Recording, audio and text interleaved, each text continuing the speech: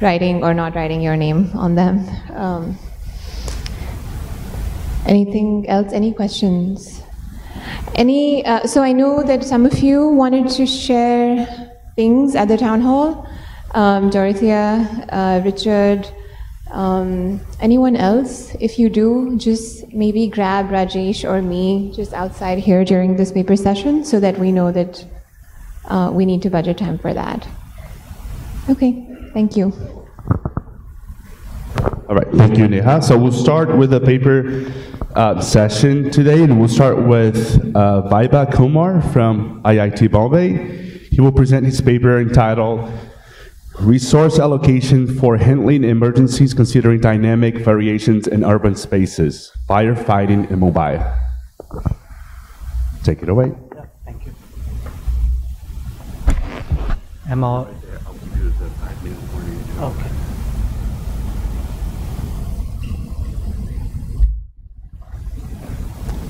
Good morning.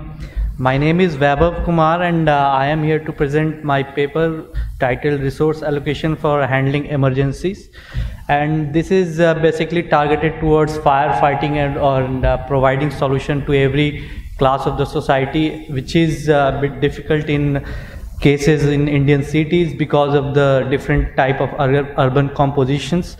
So in this PPT, I will first introduce the study area and then move on to my approach. So my study area is the southern region of Mumbai, which is the center of all the activities from commercial to residential and industrial as well. And we have divided our study area into 300 meter square grid, and the red and the black dots represent the fire incident cases over 2 years time from 2015 to 2016, and the area of the selected part is around 42 square kilometers, which receives around 40% of the total fire calls. So just to give a brief of what the area is, these are some of the compositions in the area, which is highly mixed or highly heterogeneous, with every socio-economic classes living in the same region. So it makes quite difficult for firefighters to provide their services equally. So here our approach was to develop solution which can cater their needs. So this composition leads to such kinds of cases where almost every day 2 to 3 fire cases are reported in the city, and the average response time, if you can see on the top right part, is way above the recommended response time. And Mumbai itself is lacking the available resources, and there is a shortage of around 66 to 67 fire stations when compared to the recommended guidelines. And the calls are increasing every year, so we need to look into the aspect of developing such kind of ICT-based solution which can cope up with this. And one of the reasons of this is the development which has taken place without any planning throughout the year, and now people are more and more getting to understand that it's the redevelopment aspect, or the how the built up play is planned is leading to the fire cases. So to understand deeply into the problem area and the aspects and the entities which do impact the fire incident occurrence, we with the firefighters and the Mumbai Fire Brigade did community awareness programs and attended drills to understand what actually the problem is. And we found that it's the mix of resource allocation and urban settlement elements which impact the fire cases. So any of the entities which, if it is missed, is going to impact the solution. And this is what has happened throughout the years, where various solutions either consider some of the aspect of firefighting and thus loses the ability to be implemented on ground. So to tackle this, we have in our solution, we considered almost all the aspects which we found to be relatable to the real scenario. And to cater the needs of the high congested areas and the areas with narrow lanes. We came up with the idea of identifying mini small vehicles which can be parked at mini fire stations and the medium sized fire station and the large fire station which can house large number of vehicles, different firefighting vehicles like fire truck, water truck, rescue truck and ambulance. And to consider the variation in the demand of these vehicles, we have considered the variations in the demand and the coverage level. So also the urban space specific considerations are being made, which leads to the solutions which probably is sufficient enough to understand that why firefighting is what firefighting is lacking. So this was the approach in which the two incident and settlement data sets was prepared, and then the analysis of these two were done to understand what is the relation between those and what is the relation between the demand of different firefighting vehicles in is there any high relation which can be used in using ICT. Then the AI techniques were used to predict different firefighting vehicles demand in each area and at different point of time, and then mathematical model was then implemented using this. So these were the data sets which primarily consistent of fire incident data, then the travel time data, urban space data, and the estimated demand for each time period. So the brief of fire incident data, which we can see the high variation in fire cases, whether it's occurrence or the intensity associated with it. We divided the fire incident data into different time periods of 4 hours, 4 hours time slices, and we found that there is a high variation in each time period. And also if you look at the intensity hotspots and the location hotspots, they are also different. That is primarily because of that in one or if any area receives 2 high level fire cases is more vulnerable than 3 or 4 very low fire cases. So including these two combinedly can lead to better resource planning, and that's what we have done. And it can also cut down the over and under supply of the resources. And this is the method of extracting the travel time data. So we used Google Distance API and to manage the bias or to remove the bias for each time 4-hour time slice. We considered the travel time for each hour for all the 7 days, and so it makes around 28 cases for one time slice, and then the average for all the 28 cases makes the travel time for the representative travel time for that 4-hour time slice. And then the descriptive part is on the right side, which shows for morning the difference between morning and evening travel time from all the demand points to the supply points. And this is the urban space data which we have considered, in which we used all the open source platforms like Bonobo and virtual reality softwares to identify different kind of build form. Then the data provided by Mumbai Corporation. Then we had other data sources like residential data sources, commercial data sources, and industrial data sources provided by ISRI. And the graph is the map shows the different composition of uses and the height based different classes in the study area. And the last one is the compactness calculated for the area, and these are the urban space elements which are then used as the independent variables in training our machine learning model, which considered these variables which you can see at the bottom left. And we used two different techniques, regression trees and random forest based techniques to develop model for each vehicle type, for each time slices, and we found that that there was a very high correlation between the demand of vehicles at each demand point in every time period. So we applied these models, and the right map shows the predicted demand of each vehicle type, like for fire truck, for water truck, and rescue truck, and ambulance for each time slices. So these were the demand which were then used into our mathematical model, which had different objectives as coverage, and then the setup cost, which considered the built-up compactness of the area, then the vehicle, the size of vehicle, and then the number of vehicles which can be located at any place, which is then again dependent on the type of area, which is like if you have a very high compact area, then the maximum number of vehicles which can be accommodated is going to be less, and if it's less compact, then it's going to be very high. And then we also gave priority to high intensity fires, which alpha represents that around 70% of the high intensity fires should be covered.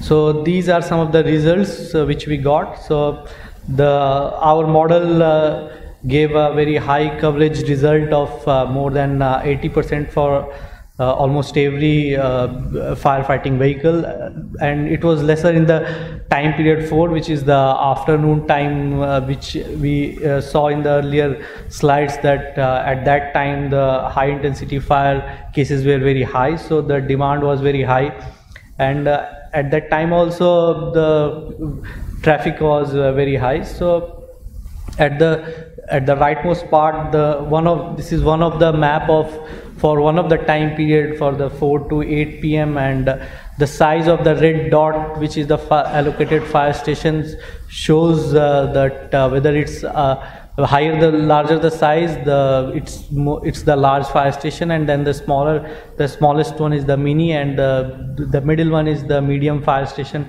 which can accommodate maximum of 6 different type of vehicles. So we compared it to the existing scenarios which is considered by the fire department, in which in the first case they consider the area to be covered if any of the vehicle of each type reaches the point, and then it's used to give the credible information or the demand of different vehicles that can be used, which is case 2, and we achieved around more than 95% for each for the fire truck, rescue and water truck, and for ambulance it was less because there were a very limited amount of ambulance available. And then the case 3 is the existing scenario, in which we use the location of the current existing fire stations, and we found that the existing one is the coverage for existing case is lower when compared to the other cases, and it's in the range of 60s and 70s. So we also looked into that what is the impact of travel time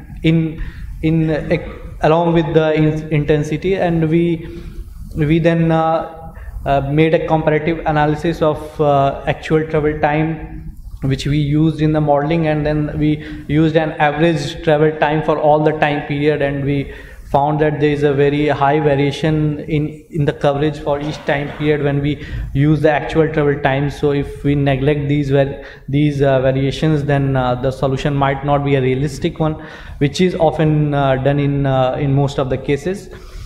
So the final conclusions is that we had looked into a unique approach of combining the complex urban details, and which makes it suitable for every socioeconomic class, because the facility which is allocated is going to serve the purpose for every area which houses every class of society, and then the decision makers are able to identify the locations for mini, large fire station, and then the further planning can be done.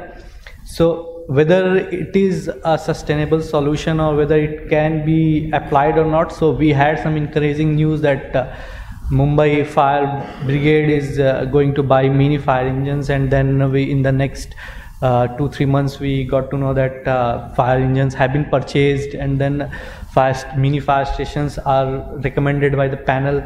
And still we had hurdles, like there was still problem with getting space for these fire engines as well. So, but now they are looking at the prospect of allocating these fire engines to government parking spaces. And then this is the future research in which we plan to use the knowledge of urban built up and its relation with fire to develop less vulnerable fire spaces, so that a lesser resources can cater the needs of different kind of people residing in different kind of urban forms. So, thank you.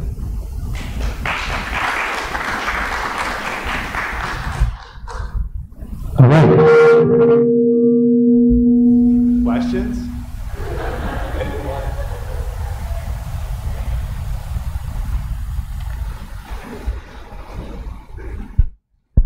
Hey, thanks for the talk.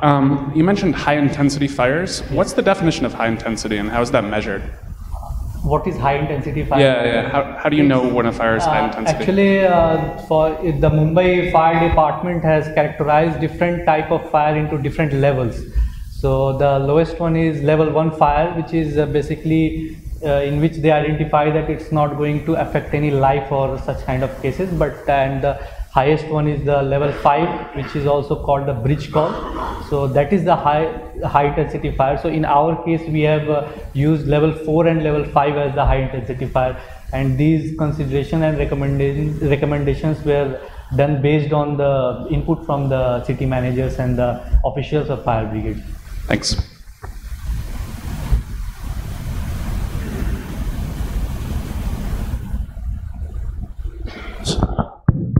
All right, so thank you.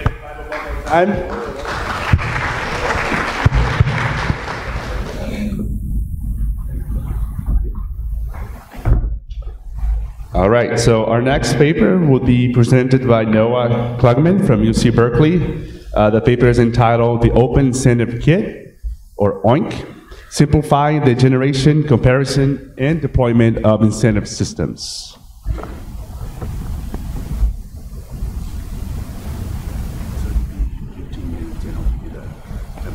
Great. Cool, thank you. Yeah, so I thought I'd introduce our system, the Open Incentive Kit, by telling its origin story. So this all started when I was approached by a group of researchers who were interested in exploring the reliability of the low voltage AC grid in the capital city of Ghana, Accra, which is also the location of Compass 2019.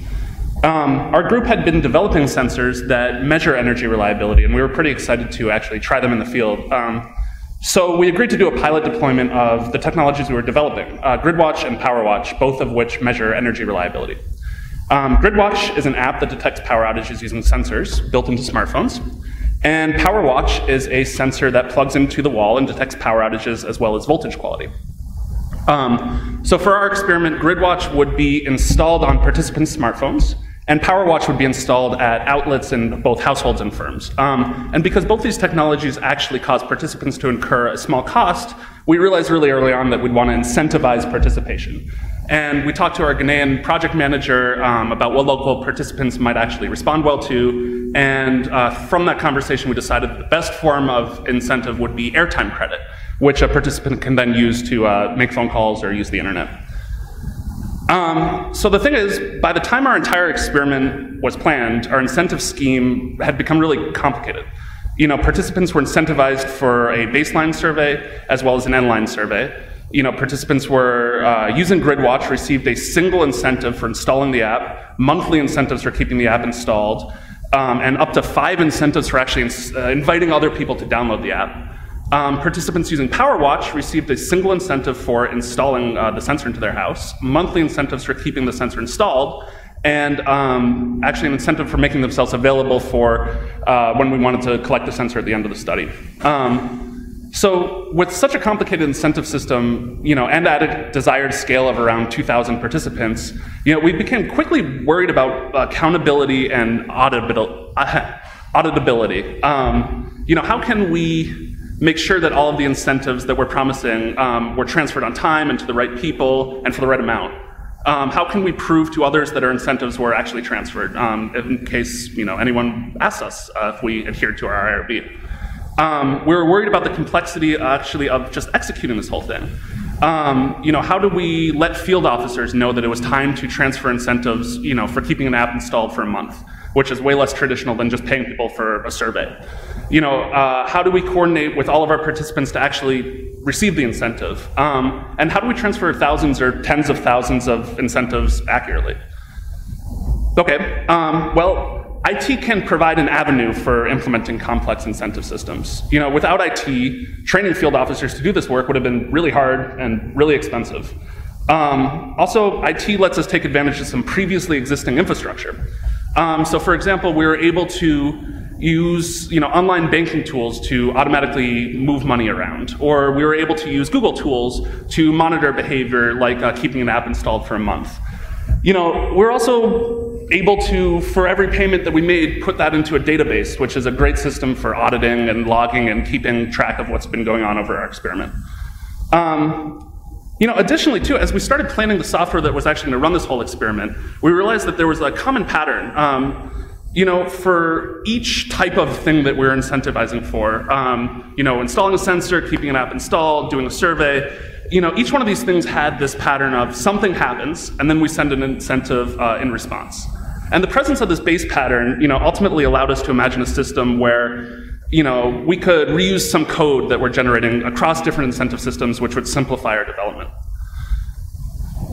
Still, before just jumping into code and designing a whole new incentive system from scratch, we decided to pause and look at how other people designed and implement incentive systems.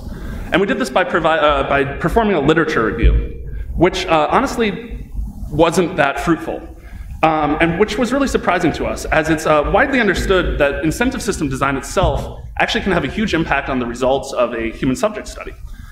So we actually went way deeper than we first expected to dig, and looked at 175 papers and abstracts, primarily from ACM Dev, but also taking from Chi and ICTD.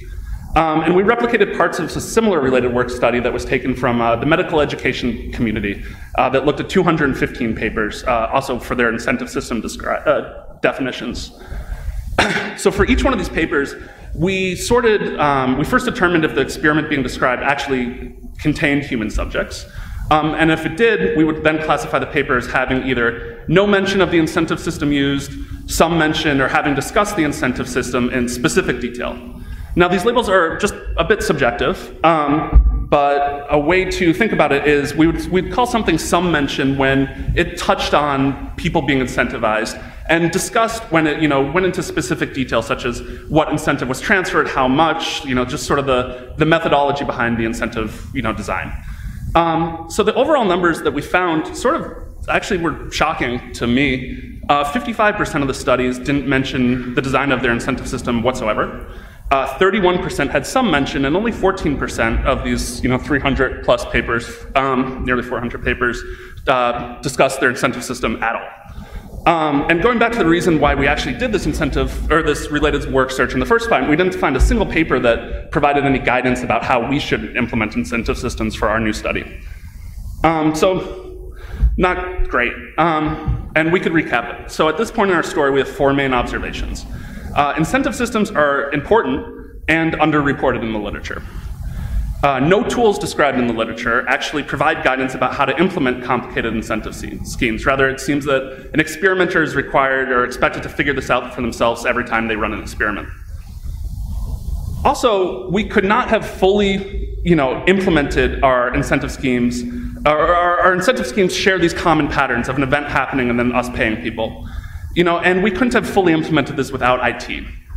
So altogether, we stepped back and asked, is there something that we could do to make generating incentive schemes for experiments easier without requiring a software engineer? Would such a system actually then allow for better accountability and auditability than would exist without IT? And could such a system actually standardize how incentive systems are described, perhaps making it easier to report on and compare incentive systems used across different studies? So with all this in mind, we introduced the Open Incentive Kit, which we hypothesized could support and automate the design, deployment, and management of a broad range of incentive systems. And this both to facilitate and compare incentive systems in the literature, as well as to reduce individual experimental overhead while increasing the overall quality of the system. Great. So let's jump into some details. And we aim for OINC to be able to support wide ranges of incentive schemes. So to achieve this, we actually went back through that 14% of papers that described their incentive system in detail and collected all these different details and tried to find vocabulary actually that could describe them all. So I'll introduce that. So the first word in this vocabulary is experiment, which we define as a collection of one or more incentive systems that share common participants. The second word is identity, which we define as information about a participant or field officer that's saved in the experiment but is accessible to all the incentive systems within that experiment. The third word, I guess it's a phrase, is incentive system, which we define as a system that keeps track of when a given amount of incentive should be sent, what incentive should be sent, to whom an incentive should be sent, and whether the incentive was actually transferred. And the final words allow us to actually implement an incentive system and include stimulus, which we define as the trigger event for the transfer of an incentive, fraud detection, which we define as the set of verification rules that can stop unintended transfer of incentives, payment, which is the actual logic to transfer the incentive, and alarm, which we define as a method of notifying the experimental staff if something happens. And our experiment, one experiment can have multiple incentive systems, and each one of them would then have their own stimulus, fraud, payment, and alarm logic. Okay. So we implemented OINC using a structure that's actually based on those words that I just introduced. And we can walk through how that works at a high level. So we start with a participant. This participant does something that we want to incentivize them for. It could be a survey being uploaded, an app being installed, an app staying installed, or many other things. It doesn't really matter as long as there is a method so that when this action is performed, OINC can be triggered. And we call this trigger a stimuli. Along with that stimuli, OINC needs to know how much to incentivize and to whom. And at that point, OINC calls a fraud detection logic, which contains rules to prevent the system from triggering an unintended incentive transfer. So for example, a fraud detection function can ensure that no single participant gets a huge amount of incentive unduly. The next function is the core function, which provides logging and data cleaning. And then we get to a payment function, which actually provides the logic to transfer an incentive. For example, a payment function is the thing that actually transfers the mobile money. The result of a payment function is collected and logged by a core function, which writes the result into a database, and then OINC does stimuli-specific response. So for example, sends a confirmation to a participant over SMS. And then finally, alarms monitor the whole system and can be called from any point if anything goes wrong. And could notify participants over email or SMS or any other sort of messaging service. Okay, so we'll try to make this a little bit more real with a specific example. And we walk through how we incentivize a participant for inviting someone to install the GridWatch app. When the user triggers an invite in the GridWatch app, which is the stimuli being incentivized, the GridWatch app sends the identity of the person receiving the incentive, the method of transferring the incentive, and the amount to pay per that invite, and to a fraud detection function, which detects if the user has triggered the amount of more invites than we were planning on paying them for, which is 5. If this threshold is not hit, the fraud detection block transfers to the core, which then transfers to a payment function. In Ghana, where we're running this whole experiment, we use a payment service called Corba, which transfers the airtime. And the Corba, when a payment completes or fails, it will send a response back to OINC, which is received in the core and logged. And the core also will handle timeouts and failures here. So if Corba didn't work, it will reschedule the payment.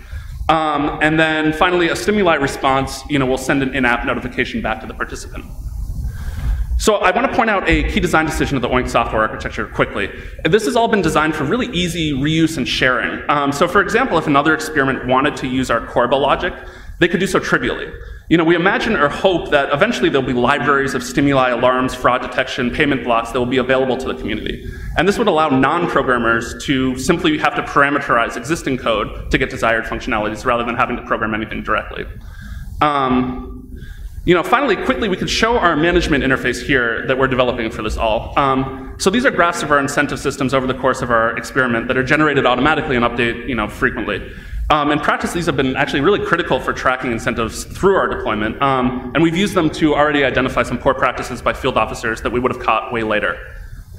So what are we releasing today? Well, we are releasing our specific implementation of OINC for our current experiment. And the value of this is primarily to see what an OINC system looks like in practice, but it's not yet trivially reusable for any experiment.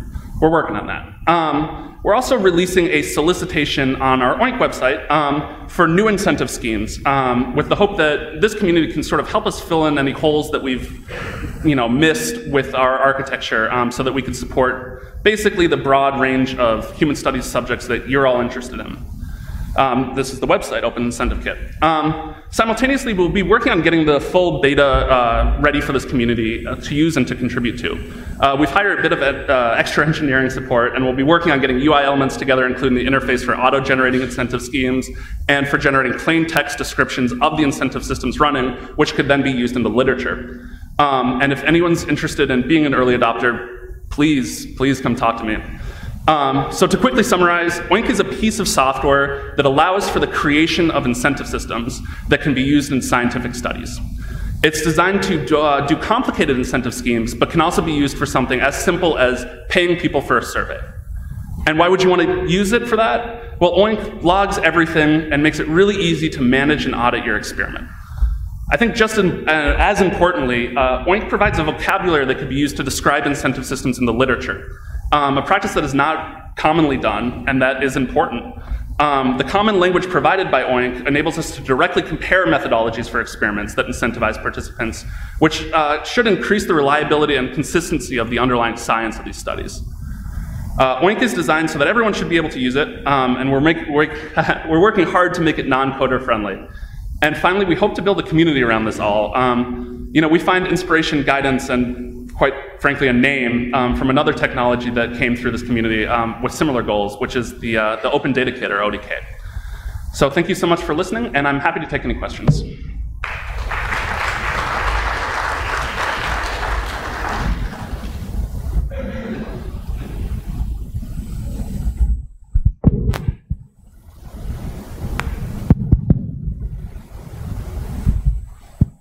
Hello. Hi. Hi.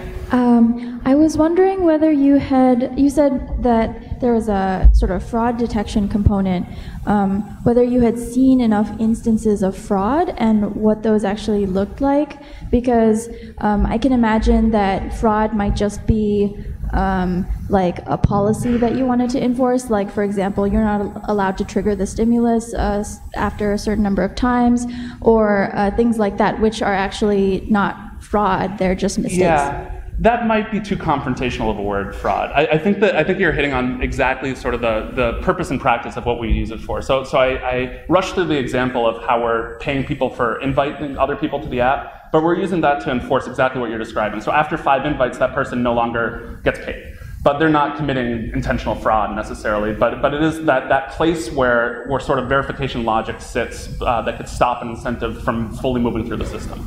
Right. I guess it's a really interesting question in general for incentive schemes. Like, how easy is it to defraud a scheme, and also do people do that? So I guess it would still be an interesting thing to look into.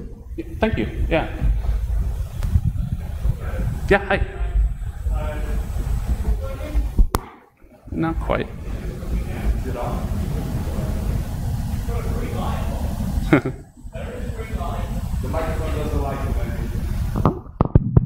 Oh, that's better. Okay. Yeah, great idea. Love it. Thank you. Really useful, and I'm glad that you're kind of inviting this community to engage as a community of users. A couple of thoughts. One was about, in looking at literature and how incentive schemes are described, have you looked in the public health literature?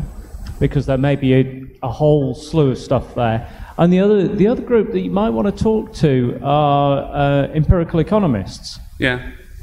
Just because, they might actually want to play and think about how different incentive schemes, their fundamental question is how do incentive schemes work? So I think before we settled on the sort of the grander talking about incentive schemes to compare different scientific methods, the first thing that we bumped into is we need to describe this for our IRB, right? Like every study that's going through this that's involving humans is writing down the costs that they're anticipating from their participants and their method of how their incentive system is overcoming those costs. And my understanding of why that is a requirement for all studies is because all studies share that responsibility, right? That ethical responsibility of not taking advantage of their participants. So the fact that it's underreported in any community strikes me as strange. Like there should be no community that is involving, this is, I'm posturizing now, but it feels like there should be no community that is involving human subjects that isn't also just reporting how that involvement actually occurred. And especially the inability to compare. Also, you could follow that train of thought all the way down. The medical, I went through it really briefly, but we did look at a medical education study that looked at 215 papers in that world, and they found similar, I think they were only 8% of those papers were really specifically describing their incentive systems. Yeah. They might have described their incentive system in their submission. Yeah, I think it's a good question about whether that's belongs in the literature or not. I think it does, but whatever. Okay, so let's thank Noah one more time. Thank you, Noah. Thank you. So our next paper, titled Participatory Data Collection and Management in Low Resource Context, a Field Trial with Urban Refugees, will be presented by Ying Xu from Penn State University.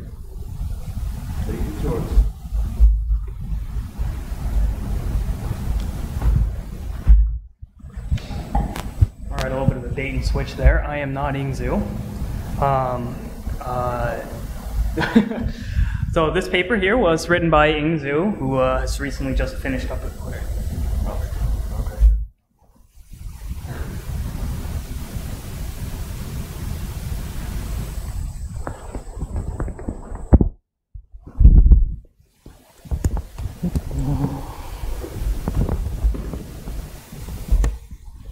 A little clicker here. Test. All right. So this research was conducted by Ying Xu and Dr. Carleen Maitland, who many of you know, from Penn State University. Ying Xu graduated recently, so she had just entered the workforce. She's unfortunately unable to join us today. So I will be doing my level best to present the study that they conducted. That means that there's a bit of a thick caveat at the beginning of this, in that I may not be all that privy to the details of how the research was conducted, but I will do my level best to answer any questions and respond to any inquiries as to how this study was conducted, the findings, and whatever as we move along. So let's first lay the foundations of why this study matters. We all know that data is increasingly produced, managed, and used by communities to make informed decisions for themselves in building their communities. However, in low resource contexts and areas, data collection practices and management efforts are typically centralized and top-down. They're provided by organizations like aid agencies or research institutes. Therefore, we're taking a little bit of a different tack here. We want to empower community members to collect, manage, utilize useful data for problem solving. And we propose a system which uses open data principles, participatory design, and data science skill training. So, just to lay down a little bit of the related work and where we should situate this study, we're going to cover three broad topics as to how this sort of approach came about, starting from data collection in humanitarian contexts, participatory design in low resource contexts, and effectiveness, usability, and ICT self-efficacy and their impacts on these kinds of research activities. So, starting with data collection in humanitarian context, we know from the existing literature that traditionally aid agencies collect data of needs and capacities about communities like refugees. There are these things are for the goals of meeting the needs of beneficiaries, helping make informed decisions, and supporting accountability. However, this leads to some instances of research fatigue, especially among the participants who are involved in the research and those communities. Additionally, the way that these participants are brought in is through paid enumeration, data collectors, and how they are then paid to collect data from their communities. And commonly, they use ODK Collect. What we also notice here is that there is a lack of data sharing. Now, this data sharing is between community members as well as from, but most notably, from the centralized aid agencies or research institutes that are working in a top-down manner, sharing that back to their participating communities and members. There's also a lack of participatory data collection and utilization. That is, there's a lack of trying to engage them in a serious manner, I would say. So we have a proposed solution here to have participants decide what and how to collect relevant data for themselves. And in doing so, generate an openly accessible data inventory that the community itself can use. So this leads us to research question 1. What is the potential for and limitations to training community leaders on design and implementation of a participant-driven data management system in a humanitarian context? Next, let's talk a little bit about participatory design in low-resource contexts. We know that it's been used in adopting specific programs to promote community-building activities like health promotion. And ICTs are being increasingly crucial in facilitating participatory design. Now, we also notice that there's a lack of ICT-based data-centric, and that's key word, there's data-centric interventions that position research communities as more than simply passive recipients. So, situating this study with previous research conducted by the research team that looked at similar kinds of research practices in the Zaatari refugee camp that was housing those displaced by the Syrian crisis, compared to research camps in that literature, the urban context that we're now looking at, we'd like to examine, is distinct. And it may have a distinct perception of these assets and what is of value. So, in terms of bringing that sort of research into a new context, we do want to engage urban refugees in deciding what assets to include, but also how they are going to be collected, and really involve them in the entire process and make this more of a sustainable practice. Takes us to research question 2. How do the potential and limitations to training community leaders on design and implementation of participant-driven data management vary between camp and urban refugees? Lastly, let's talk a little bit about perceived effectiveness, usability, and ICT self-efficacy. What we want to do is understand how well our project is influencing refugees' community building through trying to measure perceived effectiveness. We also want to examine whether the system is easy to use and whether it makes sense to the users, looking at usability. Lastly, we want to be able to measure users' own feelings towards their proficiency with various information technologies, which can affect how these research activities are used or accepted or perceived. So in that case, it's ICT self-efficacy, which takes us to research question 3. What factors affect participants' perceived effectiveness of the participatory data collection and management system in community building?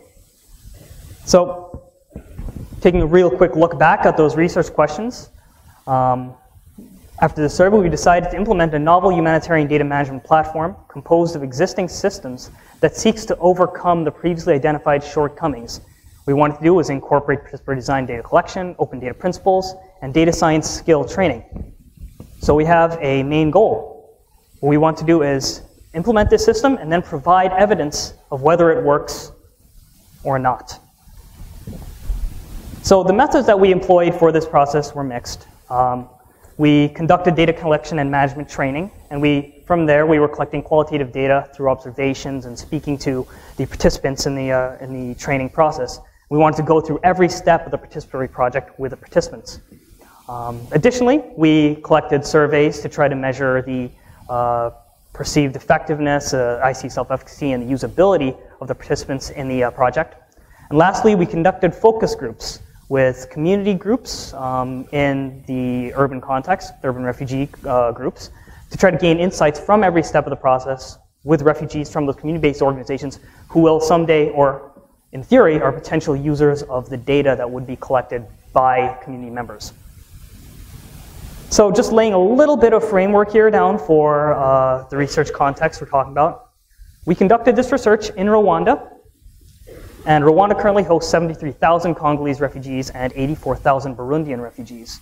What's unique about this is that in this urban context, Rwanda allows the refugees to work. That's not always the case in other contexts. However, at the same time, while they're allowed to work, there's a lack of working opportunities and access to education and healthcare. On the other hand, there are opportunities present there. There's high mobile phone and internet penetration rates. So ICT familiarity is not uncommon, as well as most people have access to the devices that would be useful in implementing this kind of a project. So it's important now to lay down exactly what kind of data collections are going on here, because there are a few different moving parts. And it's important now when we're talking about what we're talking about here, we're not sort of double dipping and getting confused about what sorts of data is actually being presented in the scope of this study. So this study was embedded within a field experimental design. So we had a control group and a treatment group. In this study, we are focusing entirely on the treatment group. And that treatment group are the participants who experience community asset mapping training. The actual experimental findings are considered part of a separate study that formed the core of Dr. Zhu's dissertation research. So that is left alone. So that means that in this study, there are actually two separate data collection activities occurring simultaneously.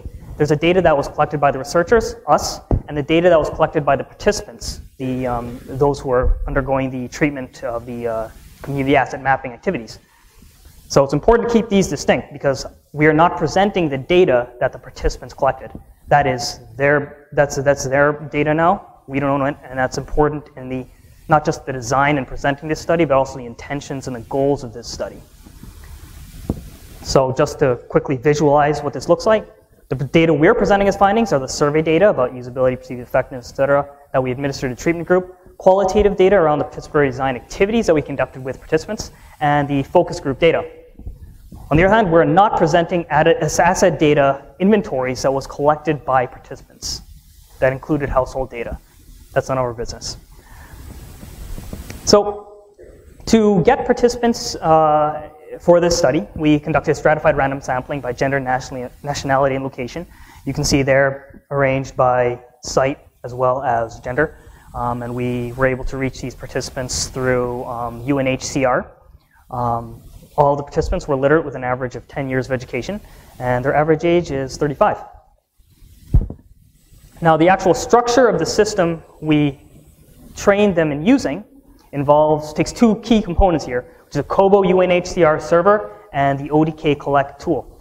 The idea here was that we would train them in using the ODK collect tool. They would come back, collect data, and then they would upload it themselves onto the COBO UNHCR server.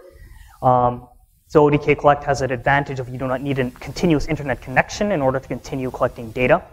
But in order to upload the data, we wanted to have that more of a reliable connection. So that was conducted at community centers, at certain locations spread throughout, urban refugee contexts. So let's cover a little bit of the overview of participatory design, or participatory data collection and management training. There were three main steps: design, collection, and analysis and management. So the general schedule for the project was spread over several weeks in Rwanda in the summer of 2017 and followed the steps in this order, closing with an analysis and management in the final week. At the outset of each training process, we outlined the goals of this data management project, attempting to empower them to be leaders in collecting and using relevant data and building their own communities. Then the participants were shown the technical affordances of the platform, and that it can involve many different kinds of assets. In both Kigali and Huye, the researcher brainstormed on the capacities and resources with the refugees. These interests were spread along various asset types: social assets, human assets, physical assets, and natural assets. These assets serve various uses within the community, for example, helping find community members with required skills to start a business. Additionally, we emphasized to our participants that this tool is one that they can use without involvement from humanitarian organizations or government agencies, and can continue to be used after the conclusion of this research. It was helpful to remind them throughout this study, as it did represent a significant mindset shift for participants and refugees. So the training was roughly split along the co-design of two processes, the data collection form, actually an artifact, and the data collection process. For co-design and data collection form, participants suggested various hobbies, which are more or less social assets, skills, human assets, and some gathering locations, physical assets, in some cases natural assets. And using these kinds of brainstorming activities and events, we produced an inventory that was used for the data collection process. Now, we also co-designed the data collection process that the refugees use in their own communities. We discussed and co-designed this process, and we emphasized the basics of data collection, most notably the ethics and privacy principles that go along with these kinds of practices related to collecting personal data, such as location.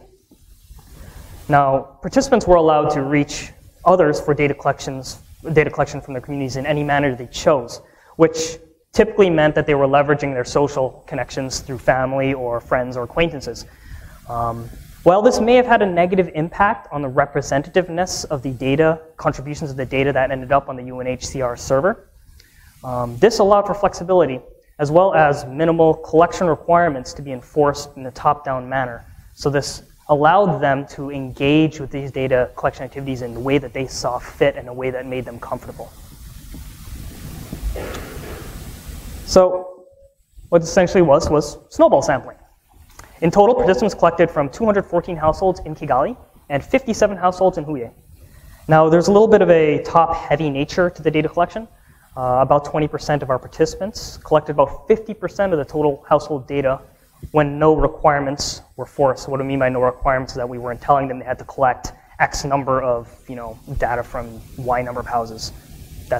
We didn't make any restrictions like that. It was more like collect as you see fit.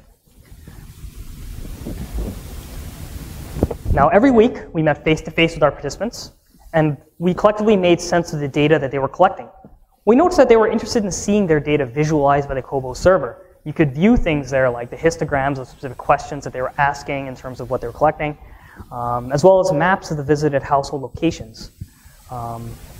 Now, much of the participation that we did notice was also that they were interested in gaining skills. So most of the participants that we had engaged in these activities were unemployed at the time. So there was a strong desire for practical, pragmatic skills to be included in the data collection process that were uploaded onto the server. So in particular, the desire for English language as a useful, hireable skill was one that was, something that was sought after. And ultimately, at the end of the whole thing, we reviewed the system structure with the participants. And the goal there was to best set them up to continue using this system following the conclusion of our research. So while we as researchers can't, or in this case, weren't going to spend the rest of our collective lives there making this continue, the goal here was to sort of give them the foundations and the interest and desire and perception of the value so that this is something that they can continue to involve themselves with in community building without us necessarily having to be strongly involved.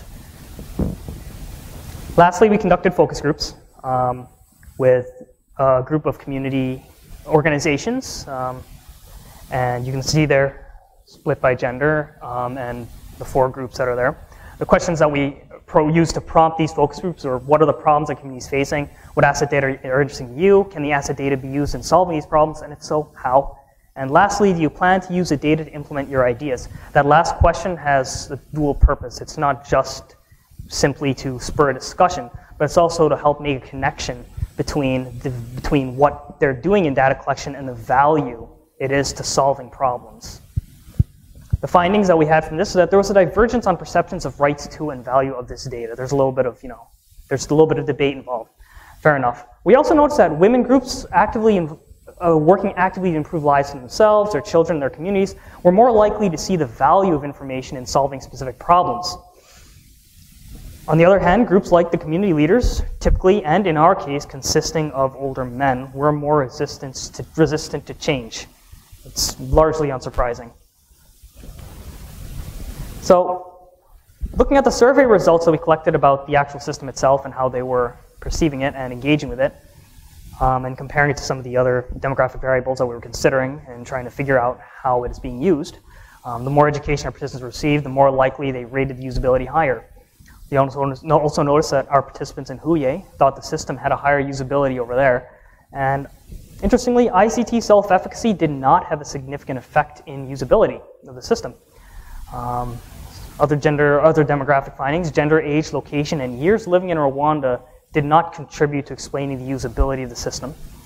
And on the other hand, usability does contribute significantly to the participants' perceived effectiveness when we control for demographics and ICT self-efficacy levels. So just a few discussion points as we look back on this study is that we noticed the training and implementation process did promote various types of community interactions. Through these interactions, refugees who participated in any capacity gained some knowledge of their community. Now, refugee participants, they also made numerous decisions, and these decisions varied, including from whom to collect data, the types of the data that were most intriguing and interesting, and the types of analyses that they wanted to conduct. Now, comparing what we saw in the refugee camp to what we experienced in Kigali and Huye, the refugee camp context had certain advantages, like geographical location, concentration of NGOs and common facilities that could serve to facilitate these kinds of activities. On the other hand, this context presented some new ideas, new variables. There was a greater independence and a self-sufficiency due to having a little bit more space and perhaps a little bit more freedom to act that may contribute to community building activities. We also found that participatory design was not an intuitive concept for aid agencies and refugees alike. We had to keep reminding them that data was openly accessible to them, common to refugees and camps and urban settings, and so far as we saw this in both. So there is a certain way that refugees and aid agencies have been convinced or sort of assumed to think. Okay. And there's some limitations here. More future research, as well as trying to find ways to maximize level of participation that can be explored further. Here are your authors. So I'm almost exactly right on time. If you have any questions, the first two are the ones that really know the answers. I'm just a plebe. Thank you.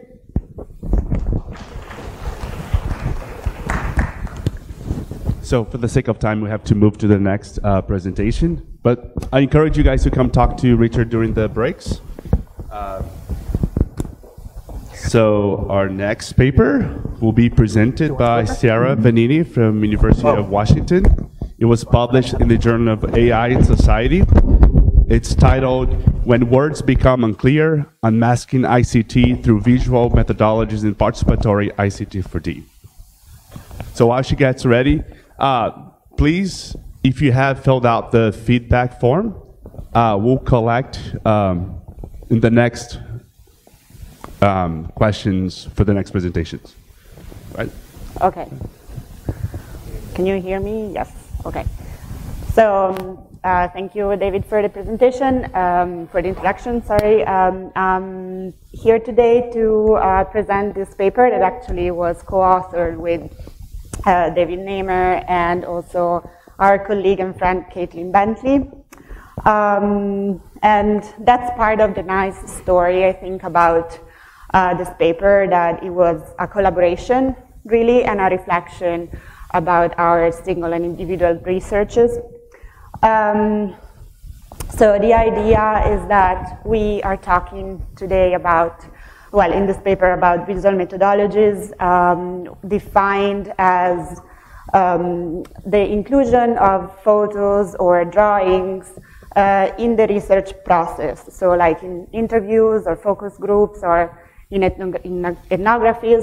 And the reason why we did that is that we all, in different ways and in different cases, had experiences with visual methodologies in our researches, even if, like, in different contexts.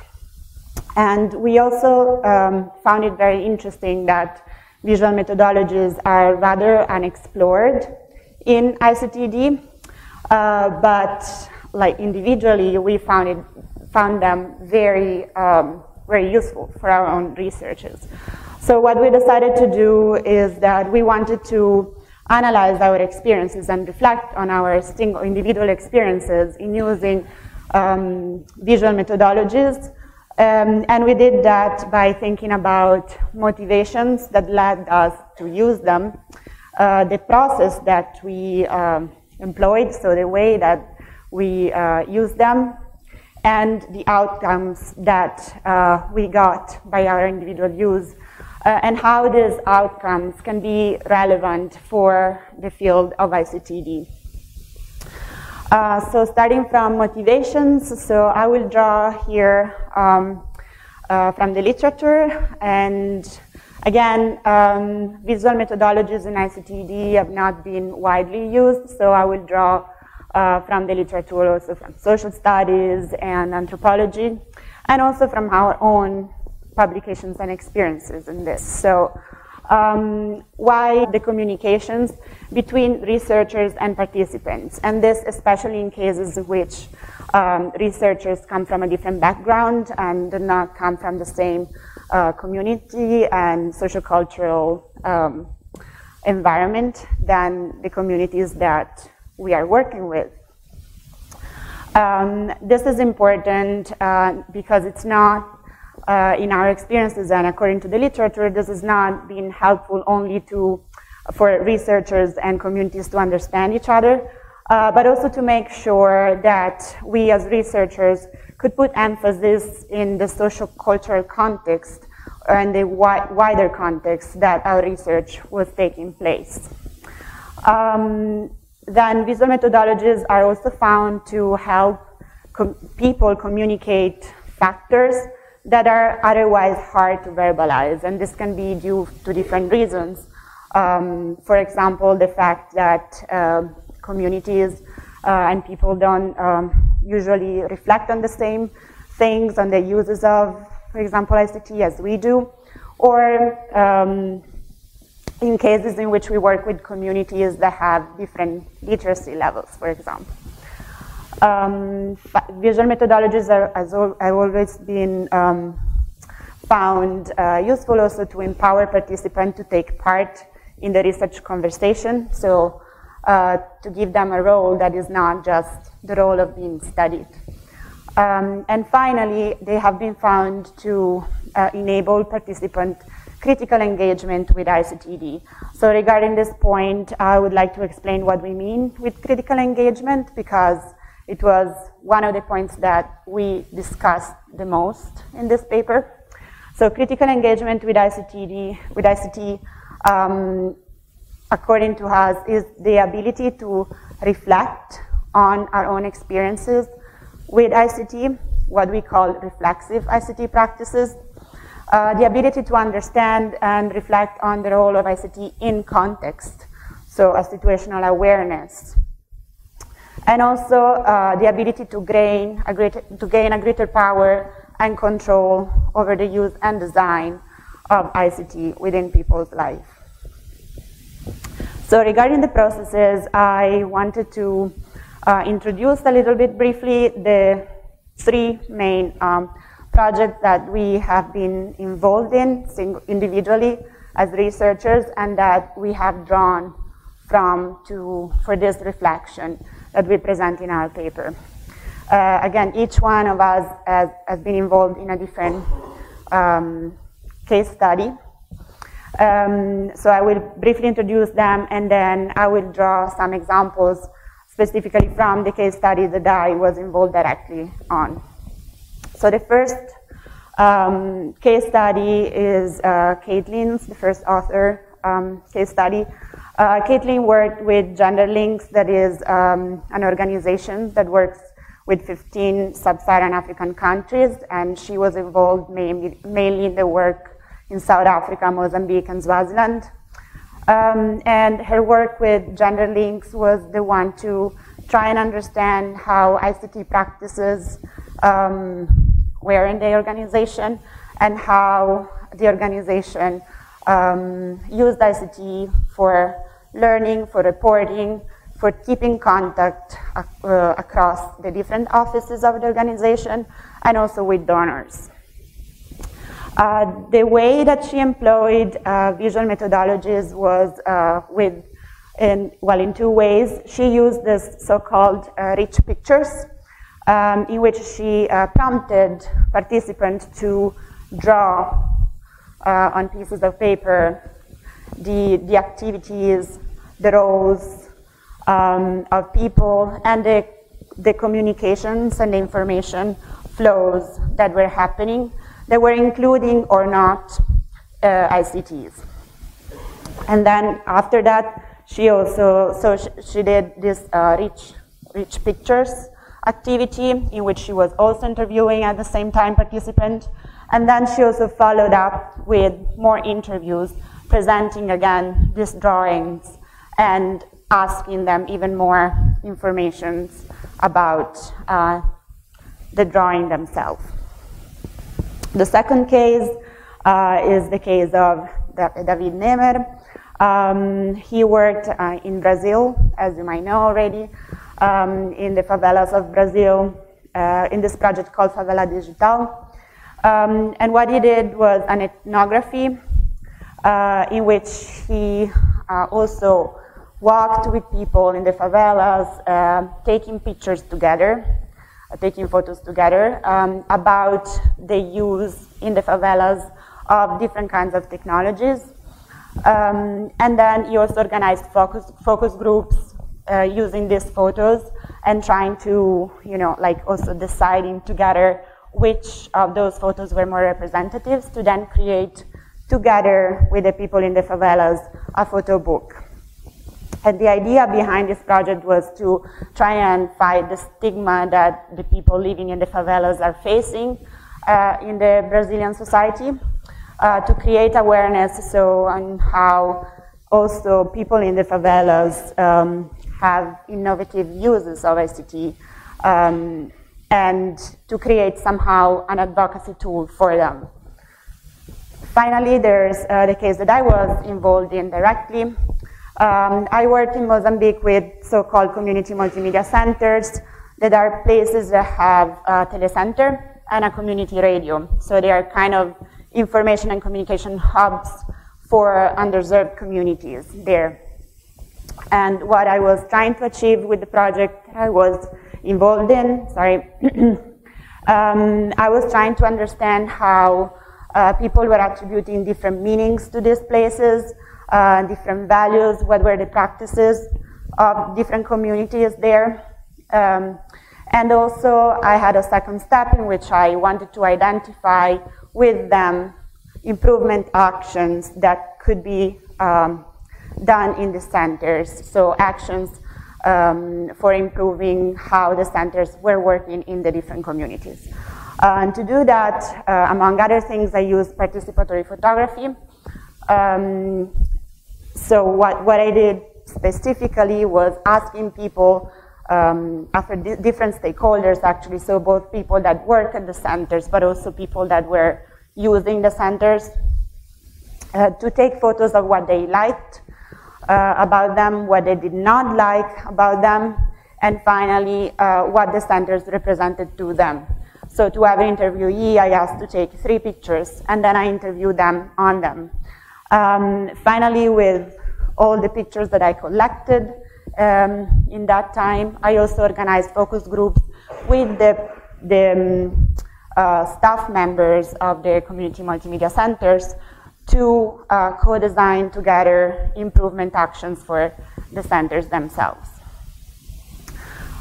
So what about the outcomes? Again, as you have seen, we have used visual methodologies in 3 contexts that are pretty different and in 3 ways that are pretty different. Nevertheless, we had outcomes that somehow pointed us to parallel directions on why the use of visual methodologies in ICTD might be helpful. So first of all, we noticed that pictures were beneficial for sparking discussions and gathering different interpretations, and that in a lot of cases, the meanings that researchers and participants attributed to ICTs were actually different than what researchers or what we were presupposing. And yes, we noticed also that participants did gain a sense of empowerment when their meaning and contribution derived value for their personal identities and for their personal communities. So I have an example regarding this, again drawn from my Mozambique project. So one of the interesting findings was that a lot of the pictures, and the majority of the pictures that I collected that were about what people did not like about the center, did not have anything to do with technologies, but they had a lot to do with the place where people could access technologies. And they gave me pictures like this, in which you can see, you know, leaves unraked, or garbage, or a center that doesn't really look that good. And what I understood is that the place itself was very important for this community, and also how the place looked like. Like prompted about this, the staff members during focus groups said this, that we always talk at the radio, which is the community radio, about the importance of hygiene to prevent the spread of diseases. They, so the people, want the community multimedia center to be clean, because we have to set the example for the community, and we have to do what we predicate. This was a very surprising result for me, and I would have never probably arrived to this without the use of visual methodologies. Another example in the same direction is that with this photo, one of the staff members said, well, beauty is important for the human being. Beauty is a value that makes the human being what he is, or what they are. But also, I had a lot of photos that represented people working, and specifically the community radio, in which it was quite clear, like their sense of empowerment with working with technologies. And it was quite clear that reflecting about their role in the community had been an important activity for them. Yeah, for example, this person is saying that they're taking a picture of themselves working and speaking at the radio because they see that this is what people need, and they're doing a good job for their community. Then what we found comparing our researchers is that researchers, so like our role as researcher, is major in developing reflexive ICT practices. So in general, at a first impact, the participants' attitude toward technologies were affirmative, were positive. And participants were not really used to examining their own agency on ICT. They needed, like us, to ask more questions and to follow up, in a lot of cases, on the drawings that they did or on the pictures that they took, to start reflecting about their own, role and agency with technologies.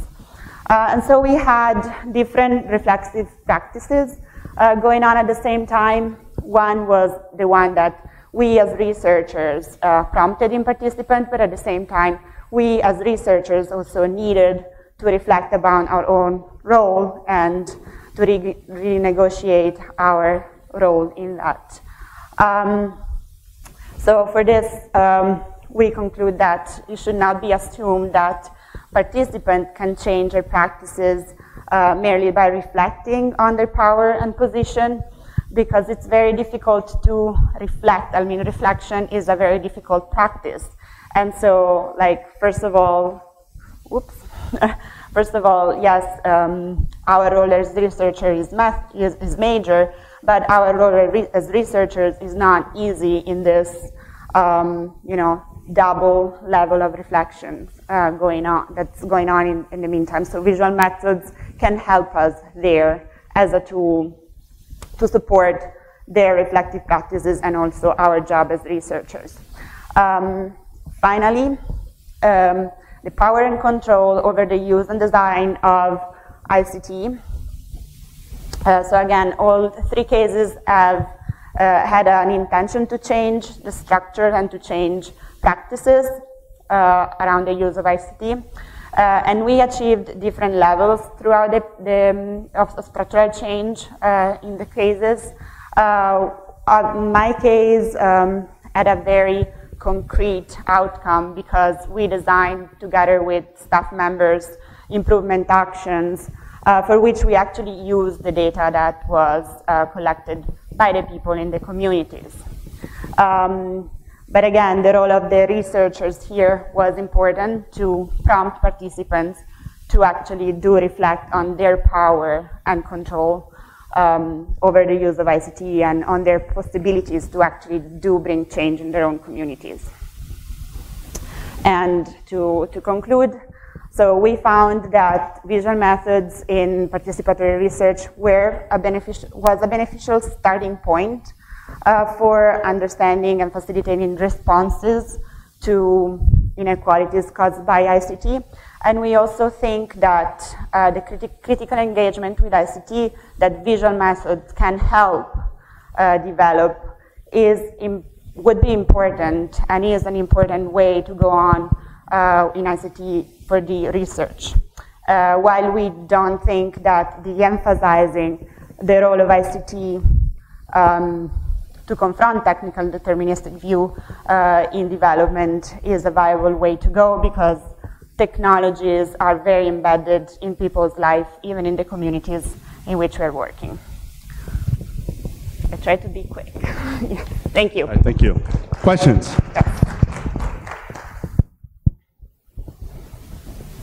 No questions? Lunch, no. So one question I have is your means exploring how digital plays out, or is it the end also that you're looking at?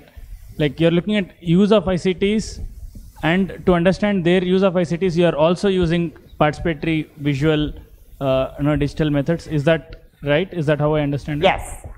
Yeah. Okay. And so I just wanted to ask you then, is it more of an extension of the participatory rural appraisal and all that we have, a lot of from the participatory development? Is it an extension of that to also use digital? Is it how?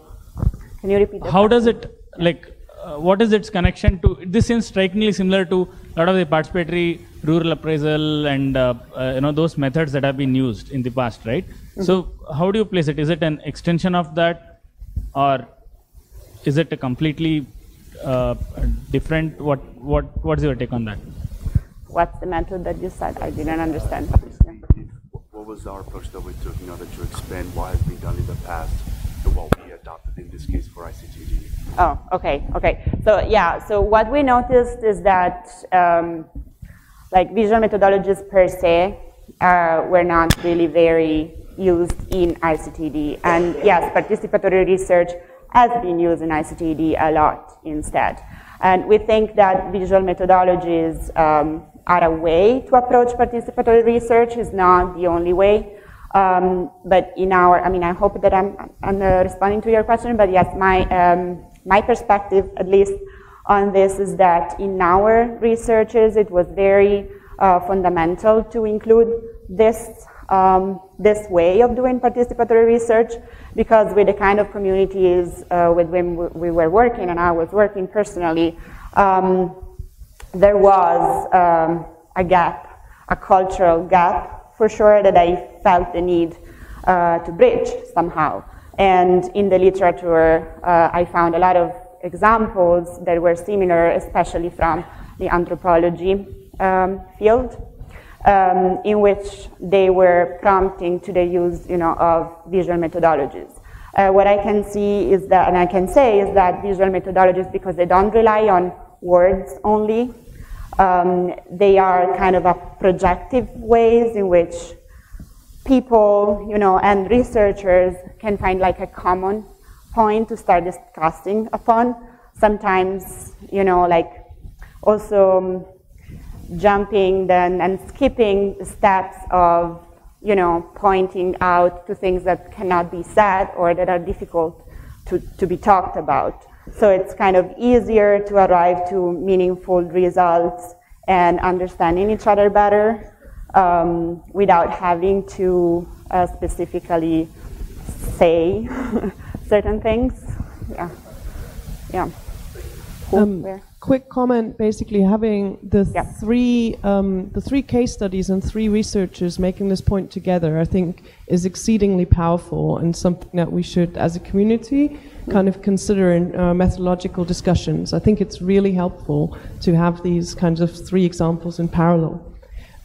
My question is around how visual methods might help us tilt the inscription of ICTs. So at the moment, ICTs in a dichotomy of thought and feeling are frequently sort of affiliated to a rational sort of mindset and meanings. And I'm wondering whether actually visual methodologies allow us to talk about affect and feeling and things like beauty in a way that the written word in a context of ICT does not allow us to do. Yeah. Thank you for this question, Dorothea. It's very, very helpful, I think. Yes, I would say so. So, in fact, for example, in the case that I presented the most, the case that I worked on in Mozambique, I found not really that results that I got through visual methodologies, the visual data, were necessarily better than results that I got, by only interviewing people, which I also did, so I could compare. But I definitely found different issues coming up that I'm pretty sure I would have never had access to otherwise. Like, for example, this about beauty. I do think that yes, your point is very, very valid. It's probably easier to talk about, your affective engagement with technologies and your feelings in general, again, while talking about the pictures than while talking about yourself. Yeah, thank you. All right, thank you, Sarah. Okay. Good lunch to everybody. No, we have, no. Oh, no, sorry. Get out. No, we have one more presentation. Oops. So the audio from that microphone is pretty bad back there, right? Yeah, so I would just... Is that okay? Yeah, I'll take it. Is that better? Can we hear me all the way in the back? Better? All right, great. Also helps me be a little more dynamic for the last talk of the session. Great. Well, I want to start off by thanking our host at IAM and the organizers for having us. Really excited to be here. And I can hear myself getting louder, which is good. Too loud. So my name is Andrew from Everwell Health Solutions, but formerly of Microsoft Research India, where this work started. And I'm representing a host of collaborators and authors, I think redefining the limits of how many authors you can put on a paper.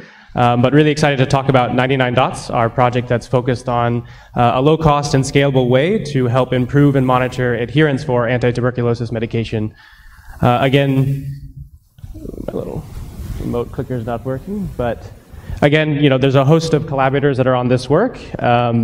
Originally started out of Microsoft Research, now spun out to its own organization called Everwell, but definitely want to recognize the government of India, who's been a huge partner throughout all of this, supporting this, our expansion in India, and a host of funders and other implementation partners throughout the work. So maybe for a little more context for those of you who are not familiar with tuberculosis, I think by any measure throughout history is the largest infectious and communicable disease killer, which has been around since the pharaohs. In fact, recently has surpassed HIV as the leading infectious disease killer. And what's unique about tuberculosis is while it's a complicated disease, of course, but at least for treatment, we have highly effective drugs for first-line treatment that are freely available from most governments around the world. But the challenge is, unlike diseases like cholera, for example, or malaria, for tuberculosis, you need to take medication for around 6 months, and that's just for first-line treatment. So while the drugs are highly effective, you're taking a daily medication in most cases for up to 6 months. So the challenge is that the treatment is long and protracted. And what happens is, even if you personally don't complete treatment, not only are you in danger of not recovering yourself, but as an antibacterial course, you run the risk of developing drug-resistant strands of the disease, which we don't have highly effective drugs, or what we do have is much more expensive and much more costly to treat. So this is actually a global health problem for the emergence of drug-resistant strands of the disease. In fact, even extremely drug-resistant strands have been discovered for which we have no cure for. So this is kind of a public health issue where adherence is a critical piece of that treatment. So in response to this, governments like India, at least at the start of our project, and the WHO had endorsed a model called DOTS, which is directly observed therapy, which means patients had to physically go into centers in the public health system to receive the free medication and be physically observed taking their medication in front of a healthcare provider. And while that's highly effective to ensure high adherence, it had many other issues for patients, and extremely inconvenient: your loss of work while you travel, the cost of traveling to centers, the stigmatization of being in one of these centers.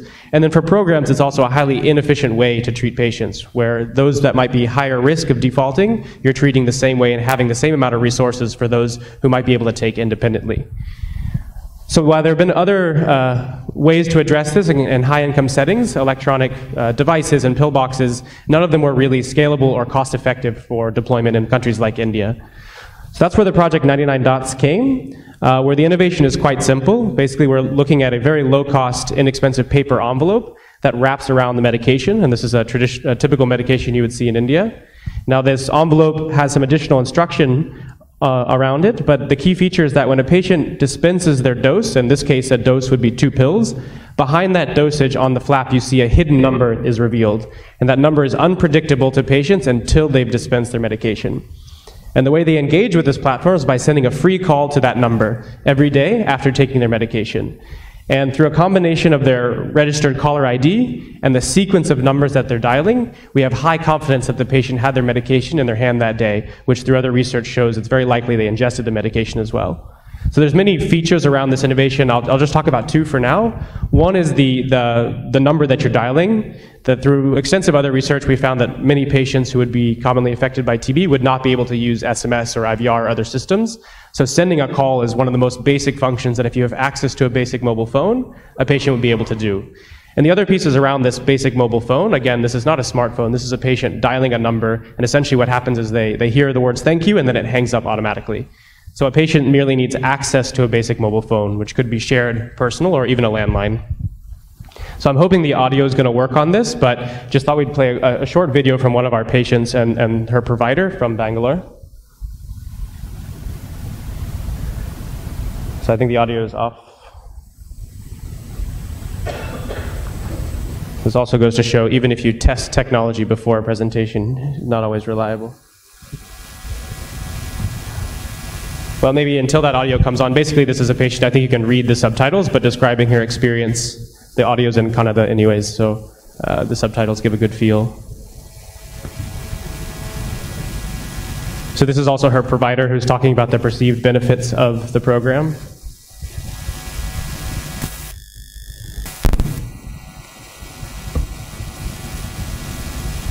That's all right, it's almost done.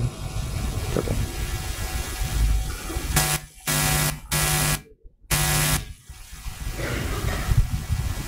So again, some of the benefits here. Apologies that audio didn't work, but I'll actually summarize quite a bit of it here.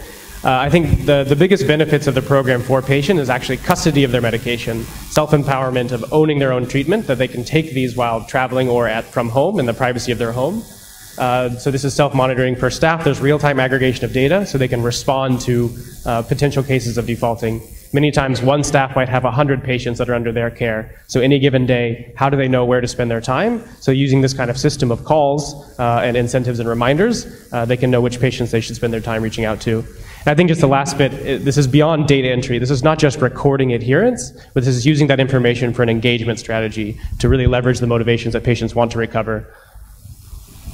So just following on that point of what does that engagement look like, this is just an example of a patient, again, from Bangalore, who was registered in October, and each of these green boxes represents a day. A green box means a day that they called a valid number to our system, and is automatically populated in the system. And so what's happening here is the first 14 or 15 days, every day we're getting a positive signal. So things most likely are going very well. But then something changes in the behavior, starting in about day 15. And I think that's also something very unique about this system, is where in most healthcare interventions, patients have to proactively reach out when they're having trouble. Actually, for this system, all that's happened is they've stopped engaging. And that sets off a series of alarms and escalation reminders to healthcare providers. In this case, a healthcare provider reached out by phone and even a house visit to understand what's happening, re-counseling. In this particular case, the patient was having side effects and wanted to discontinue, but through counseling was essentially brought back on. And throughout the rest of their treatment, again, had very high adherence and was ultimately cured. So this is a way that the system was immediately notified that something happened. There's a few days of outreach by healthcare workers, but ultimately the patient is brought back on.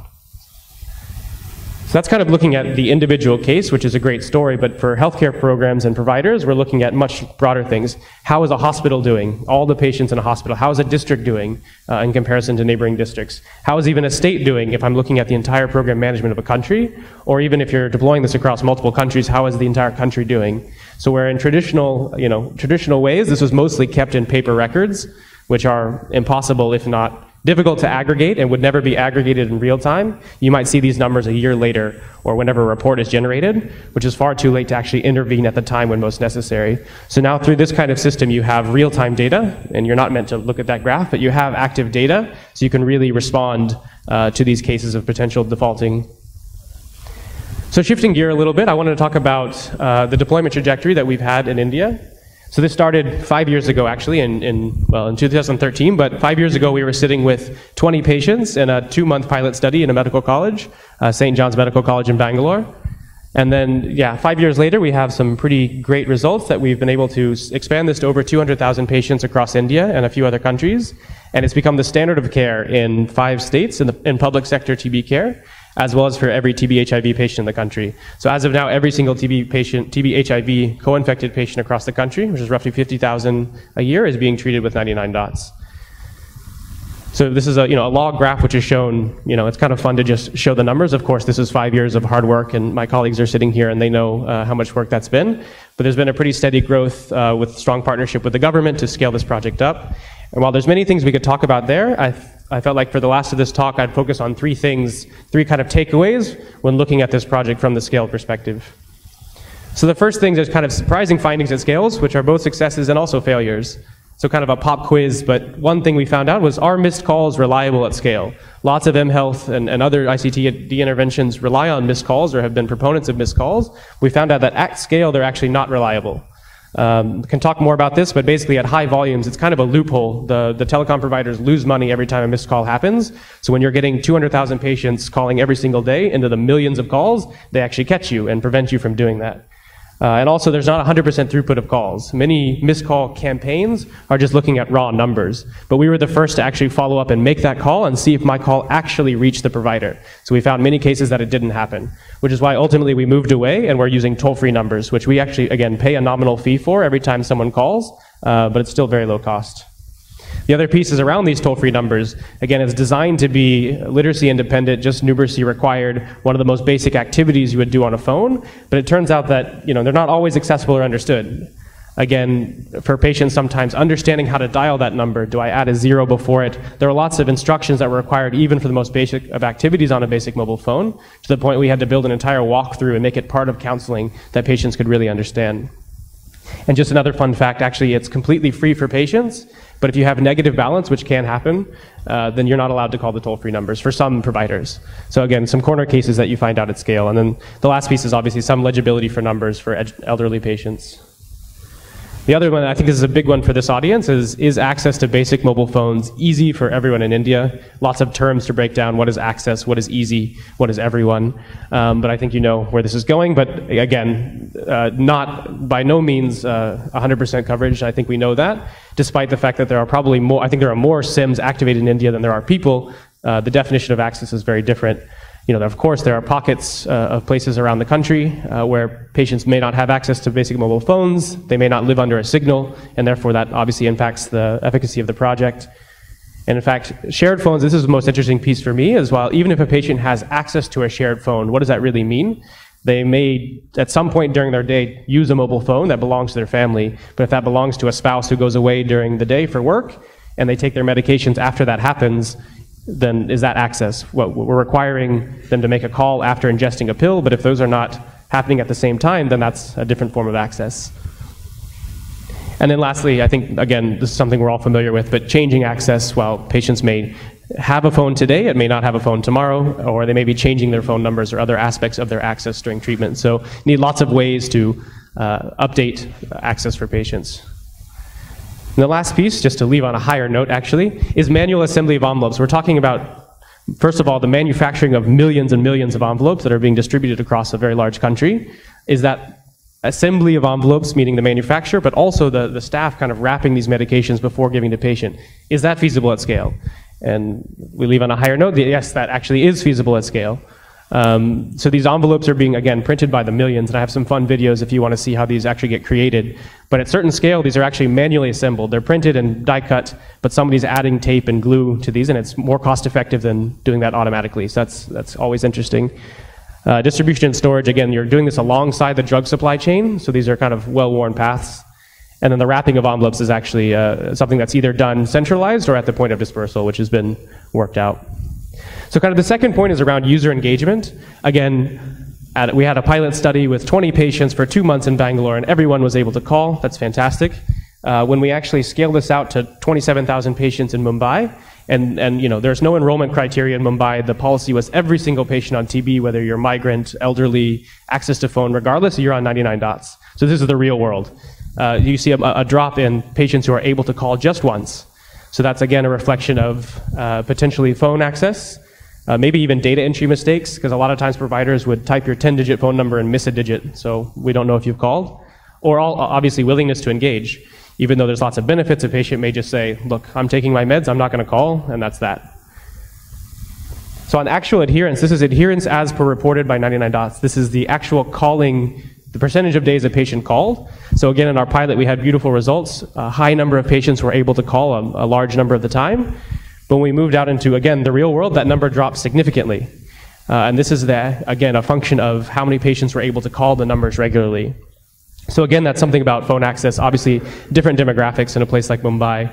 I think also a huge part of it is, you know, in these pilot studies, we give all the love and care to see it succeed. In the real world, we are relying on the healthcare workers in a you know, a budget-constrained system, a resource-constrained system, so they're not as able to give the attention required. If they see a red box, maybe they don't care as much because there's so many other things. There's competing priorities.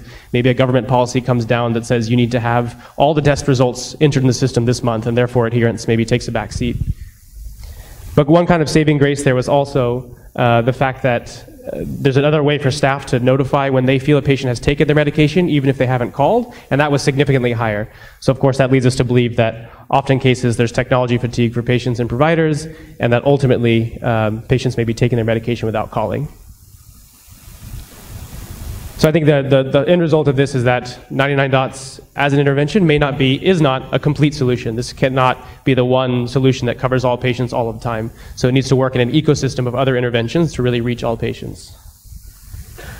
So I think just the last piece there, I know I'm running a little bit out of time here, but this was a bit of a surprising piece for us, is that we had this, you know, what I'm showing here is called the cascade of care. So I've been focusing on this, okay, you've got a correctly diagnosed patient who has medication in their hand, how do we help them finish?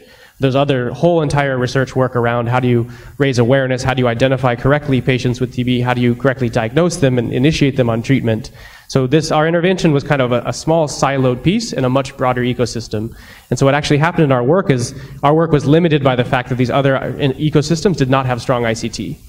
So what happened is that we kind of expanded our work in this adherence space and ultimately ended up building better infrastructure or stronger infrastructure to cover the entire ICT treatment of patients.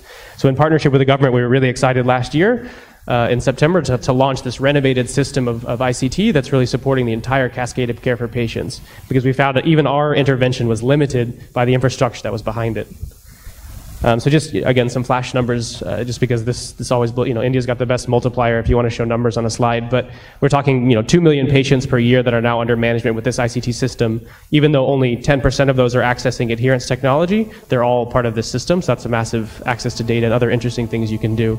And then, of course, I've been focusing on the patient, but for staff, that means also building out these platforms for engagement for them to access this data and intervene for patients. So just to wrap up, I kind of talked about a few things. There's so much we could have talked about. I think if you saw the paper, there's a few other domains which I didn't really touch on. The kind of design, the technology behind the sequences, capacity building is a huge part of this. You forget the intervention, you're also talking about training up 30,000 healthcare workers. So then just to conclude, 99 Dots project is a simple, affordable approach that can be and was scaled very, very rapidly in India. And it enabled a critical long sought after upgrade in certain ICT systems, because when that system worked and you kind of can move things, then there was a lot of excitement for what else can ICT do, which was pretty exciting. The other piece is, again, when I show that collaborator slide, that's not even the half of it. This is a huge ecosystem. This is not one researcher or one organization. This is government, non-governmental research, implementation, a huge consortium of groups working on efforts like this. But with that said, there's a lot more work to be done. We're doing impact evaluations now, for example, urinalysis studies of patients, so we can measure, they made a call, did they actually ingest the medication? Also, we're doing a lot of international deployments, which requires additional contextualization and adaptation to different environments where missed calls and other things may not be as common, or toll-free number calling. So just to pique everyone's interest, I did a quick map. I don't know if you can see the blue, but we're expanding the 99 dots and adherence work in 8 other countries, which are not only low-income countries, but also working in some higher-income countries with other diseases. So just to close it off there, I'll also just selfishly say we're also hiring. We're based in Bangalore. If you're excited by this work, please do reach out. Got a host of team here that can talk about the work that we do. But I'll close it off there and open it up to questions before we dash off for lunch. All right.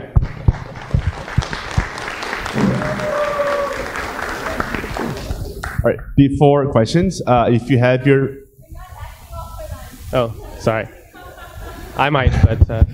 Wait, whoever... So we're collecting the feedback form, so if you have completed one, just hand it over to Neha. Anyways, questions? Andrew. I start with a thank you, because I am a TB survivor who took medication for a year and a half, mostly under a monitored system, and this seems like a great solution. The question I have 2 questions. The first is really, did you face challenges in terms of getting health practitioners to give up control over giving medication to take home to people? Because that was a big challenge as a patient. The doctor did not want to give you a lot of tablets at a stretch. They wanted to make sure that you had very limited dosages at a particular time. The second is really in terms of adherence. Are you measuring when people come back to collect the new set of medication? I'm not sure how many packs you give to a TB patient at a particular time, but in my case it was very small.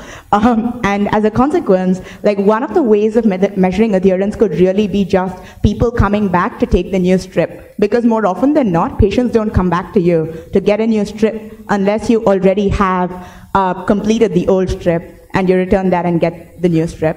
So 2 questions. Yeah, absolutely. Well, thanks for those questions, and actually congratulations and thanks to you. I know how difficult the treatment is, so it's very great to hear a story where you've completed. And I think your experience sounds like it was from the private sector, so most of our story is in the public sector, again, working with government where top-down law applies, so they have a policy that through 99 dots, they were able to give 1 month's worth, 28 days, 1 month's worth of medication at a time.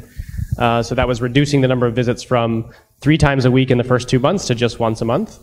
And as far as the permissions, I think you're talking about the design of things go. We did extensive, I didn't talk about today, but we did extensive user designs for the envelopes, the instructions, and there's lots of fun facts we could talk about there. For example, how to follow a sequence. In fact, we have, if you saw that design I showed you, that's, I think, design number 112 or something. So we went through lots of iterations and groups and got permissions for all these things and worked very closely with the government as well as practitioners and private providers as well. Hi. A good friend there, yeah. Hi, thank you very much. Again, very impressive. I think the scale and the deployment, so congratulations on that, and I think that's wonderful. So actually my question was on design as well. So, I mean, you're probably aware that around the same time we did a IVR study, and my concern in this particular design was that it's an outgoing call, which means the patient has to do it proactively. And so why did you choose, when it came to the end of the day, why did you choose an outgoing call, particularly when, it is known that you could also do an incoming call, and that would have saved you all the effort also on, although you showed that as a green tick, it would have saved you the effort on design of the envelopes substantially. So how does design get chosen in such a situation? No, that's a great point. And actually, we do some inbound calling for those patients. I think the whole goal is, again, to triage. I mean, you're talking as many patients as you can put this technology towards. 10% won't call, so you put them on something else. 20% might disengage over time, so you put them on something else. So I think this was the lowest cost base case for the kind of scale that we were talking about.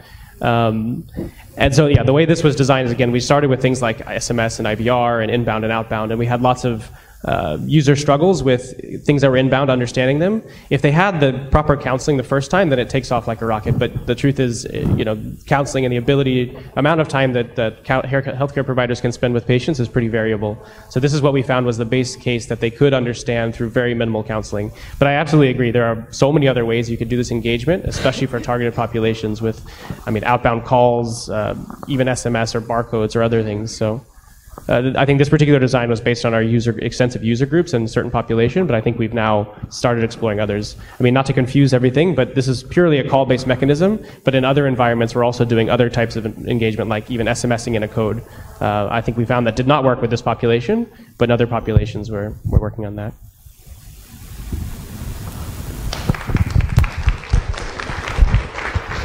Thanks, Andrew. So that brings us to the end of the paper sessions. What we want to do now is jump quickly into the town hall. We're going to cut short the time so that we're done by, so it's 5 to 1. We'll try to take not more than 30 minutes. So there's a few things on the agenda which we want to kind of cover right away, which is some announcements. So Richard, if you could please come up, Dorothea, and Balaji. Is Balaji here? Okay.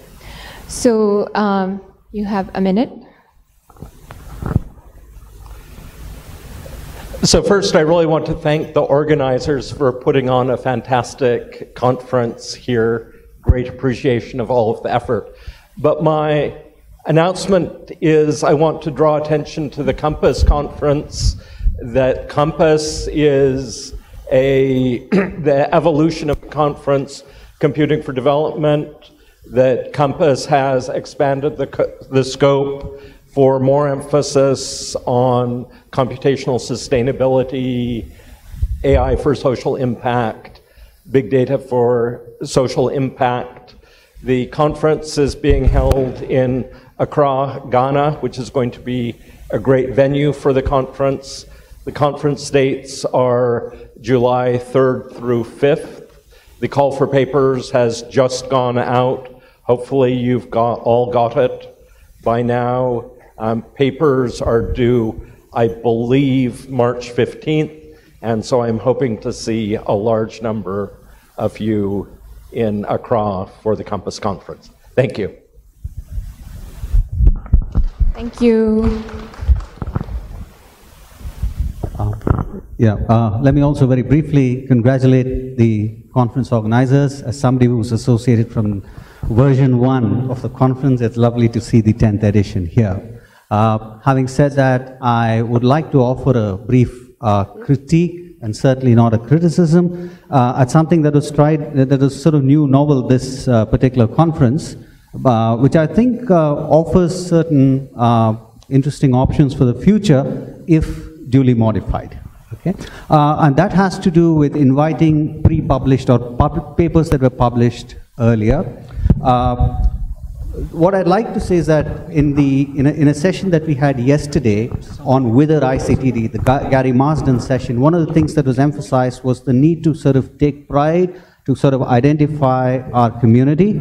And to me, that means sort of ensuring that we tell the world that, look, we are capable of generating new ideas, right? And one of the things that hit me, because I came in only on Saturday morning, and the very first session, the first paper session, 4 out of the 5 papers were actually older papers, right? And to me, that was not a good omen, honestly. Are we as a community not capable of generating enough new ideas? There are some wonderful, junior scholars who are doing outstanding work. I think, perhaps we should have pushed some posters that were borderline into this. Okay, so that is something I think we should carefully consider. Having said that, I'm not against, let me be very clear, I'm not against having papers that have been published elsewhere or earlier. There are 2 caveats. Okay, first, I would suggest having a separate session, especially if we think there are topics or regions and things like, let's say there are not enough papers on Latin America, not enough on gender. Then we say, look, this particular year, this cohort of papers ignored these themes, and then the PC or the program committee chairs can then decide that we need to sort of identify certain topics that got missed out but are very critical to the ICTD field. and then sort of we can go ahead and pick a few papers, right? And the other thing is, perhaps when we do that, we should not, we should minimize our reliance on the old ICTD conference or ITID, which is the flagship journal of this field, and rather sort of invite sort of papers that were published in other forums. So that is my submission, okay?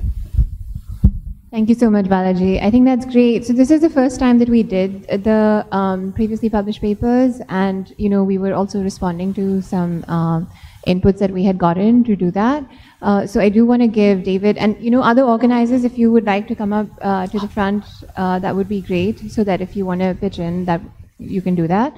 But David, would you like to respond to that quickly? Thank you, Balaji. I understand that you see the value of the pre-published paper. This was an idea that we discussed extensively. So the number of slots assigned to pre-published paper was defined right after the review process of the paper submitted here. So I understand that you're saying that we have the capacity to produce scholarship to cover all the slots. It's just that we didn't have.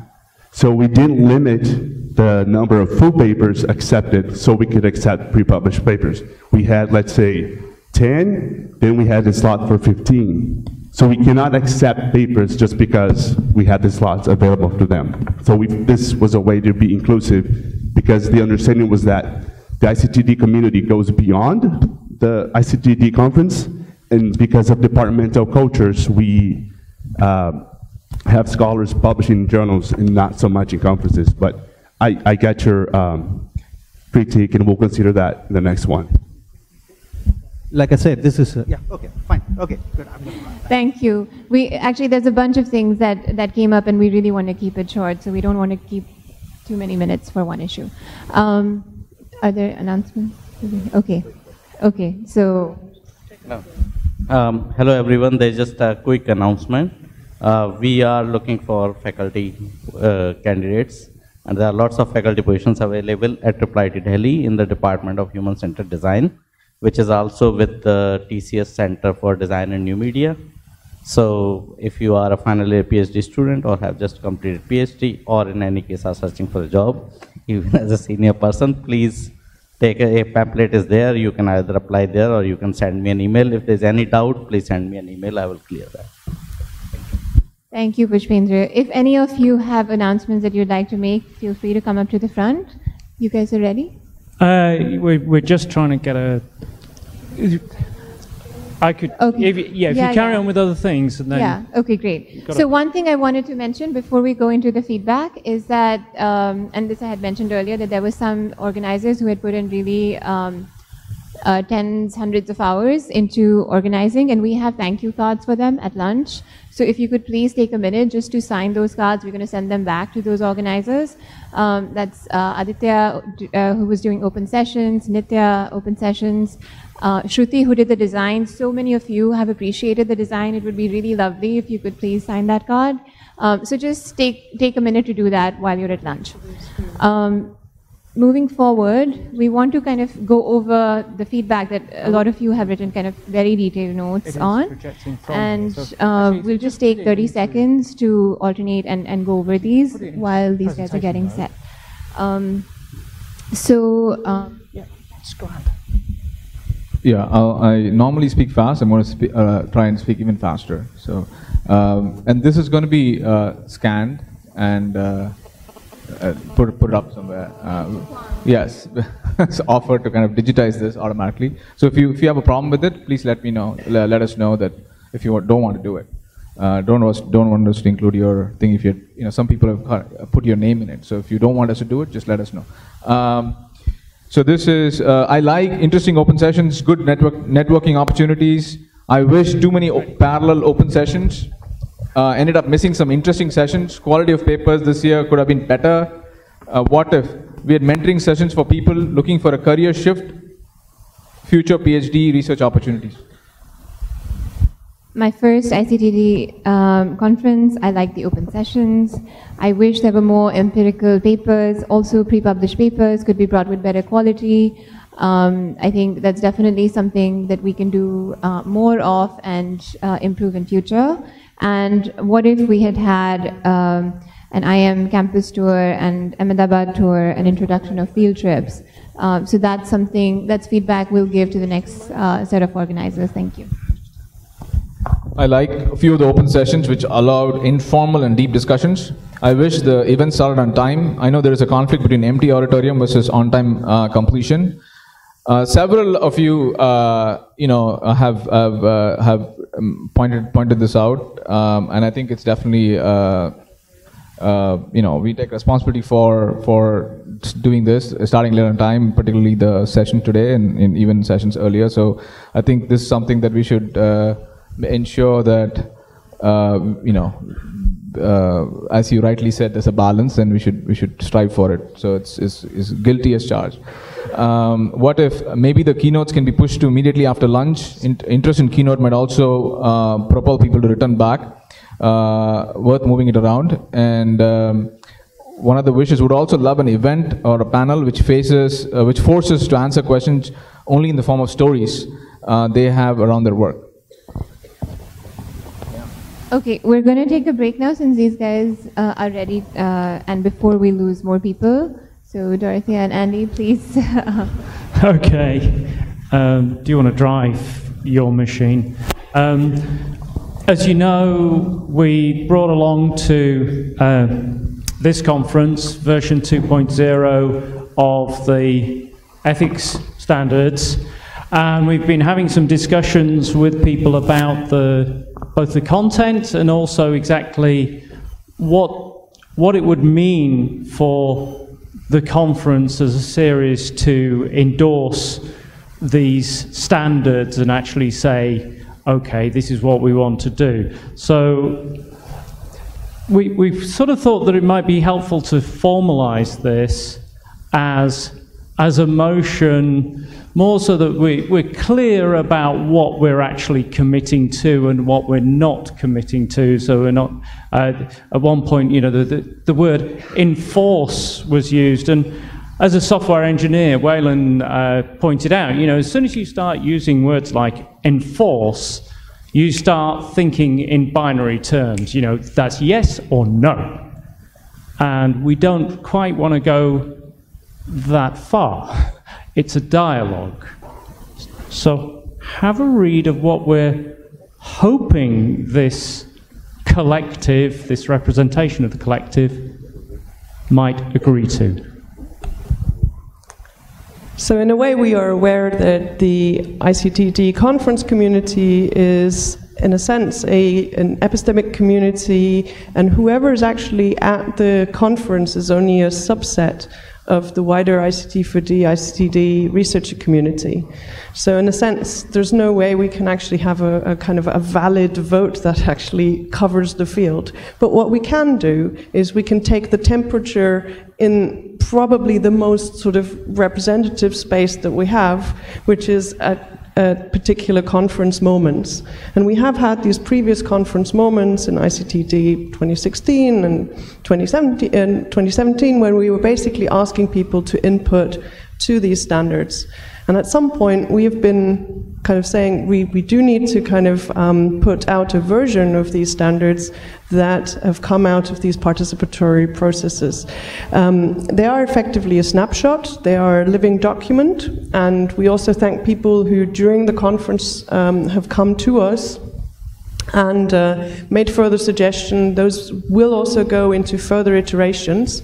But we also feel now is a good moment to agree on a snapshot so that we have a resource, a joint resource, come out of an over 2-year process now that can be used as ethical standards when you are discussing ethics, say with other researchers, when we as a conference need to decide what is ethical ICTD research.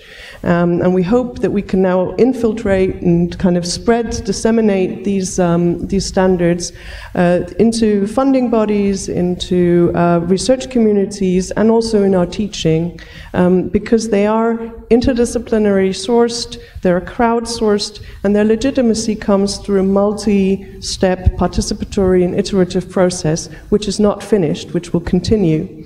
But I think this is potentially a very useful output, which we are offering to ourselves if we want. So really, it's a question to the room whether people want to raise a question, or whether they're happy to agree, whether we are, as a group, happy to agree with this statement.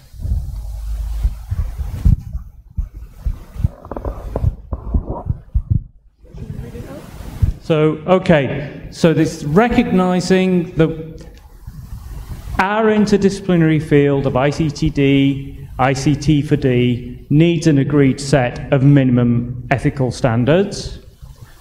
An interdisciplinary participatory co-creation process, including workshops at ICTD 2016 and ICTD 2017, has already taken place. Ethics is about an ongoing process of self-reflection and dialogue, not just a set of standards. These standards will need to be revisited and, where appropriate, revised in future iterations. And what we want to say is that members of the ICTD 2019 community present at this town hall meeting, that's you, well, and us, endorse in principle the minimum ethical standards, starting with the current version, which is 2.0, to be a living document that we will be built upon going forward. So that the minimal ethical standards presented here, which we've put in the poster, you've got the link. Version 2.0 is available on Google Docs for commentary, so if you want to update it, it is a living document. We recommend that these standards become an integral part of the review processes for future conferences in this ICTD conference series. Questions? Opposition? Sorry, I'm just raising my hand in support. Okay, so all those in favor? Oh no, any questions? Any questions or comments? Kintara, yeah. I'd like to thank both of you for leading this process over the last many ICTDs. I went through the document that you posted at ictdethics.org, and I think it looks great to me. I appreciate that at this point it is really just a statement of social norms that we are aspiring towards, and which currently do not include any really hard requirements. Although many of them are hinting towards things that we should move towards in the future, which I think is also good. So I am fully supportive, and my suggestion is at the end of this discussion, you might want to take a vote in which there are 3 options. Adopt this as a resolution, don't adopt, well, maybe 4 options, abstain, or 4 is, people feel the need that have more time to actually vote, and possibly we can move this towards an electronic decision so that it doesn't stall until the next ICTD. Okay. Yeah, I think there's a time constraint, so we probably should do it within a couple of minutes. I think we will be moving to a vote. The difficulty with the electronic suggestion is that we don't know basically who to poll. So running an electronic vote, I think, is an aspiration for this community, but I don't think we have the technical capacity in place right now. Maybe we shouldn't try it on something that we feel is really urgent. Okay. I think we would still fall over the problem of quorum. So we can only, this is this town hall meeting. And if we don't want to make any claim over and above, this is something that was decided by the people that were in the room at that time. There's another question at the back there. Can somebody provide a microphone?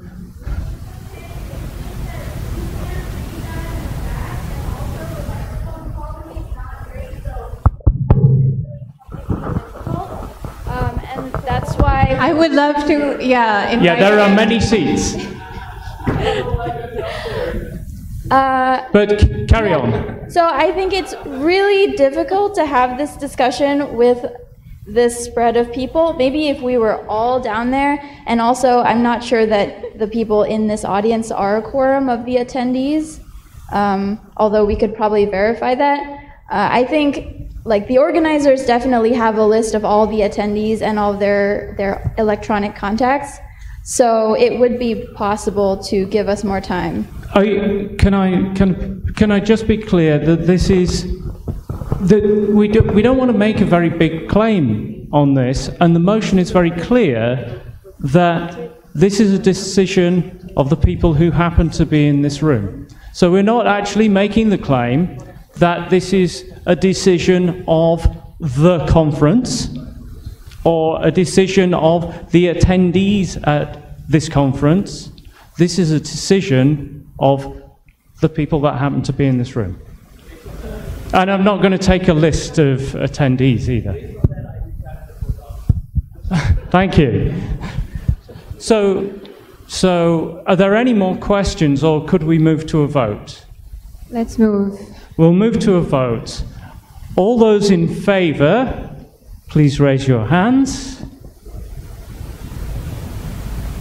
All those against? All those who wish to abstain? 1, 2, 3, 4, 5, 6, 7. 6, 7. Okay. Yeah. Thank you. Thank you. You don't ask for against.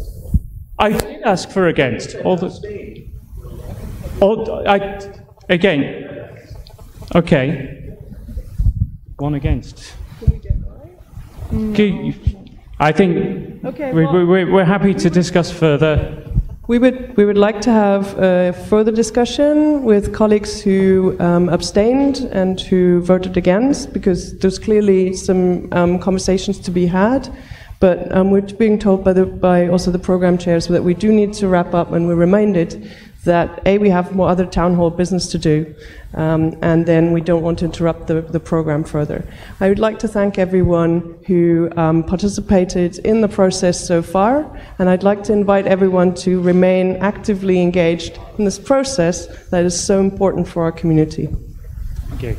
Would you guys like to continue this over lunch when we do step out to lunch? Yeah, absolutely. Absolutely. Okay, so maybe you could grab a table, and then people who are interested in having further conversations could join you there. Yeah, certainly. We'd be most happy to do that. Okay, great. Thank you.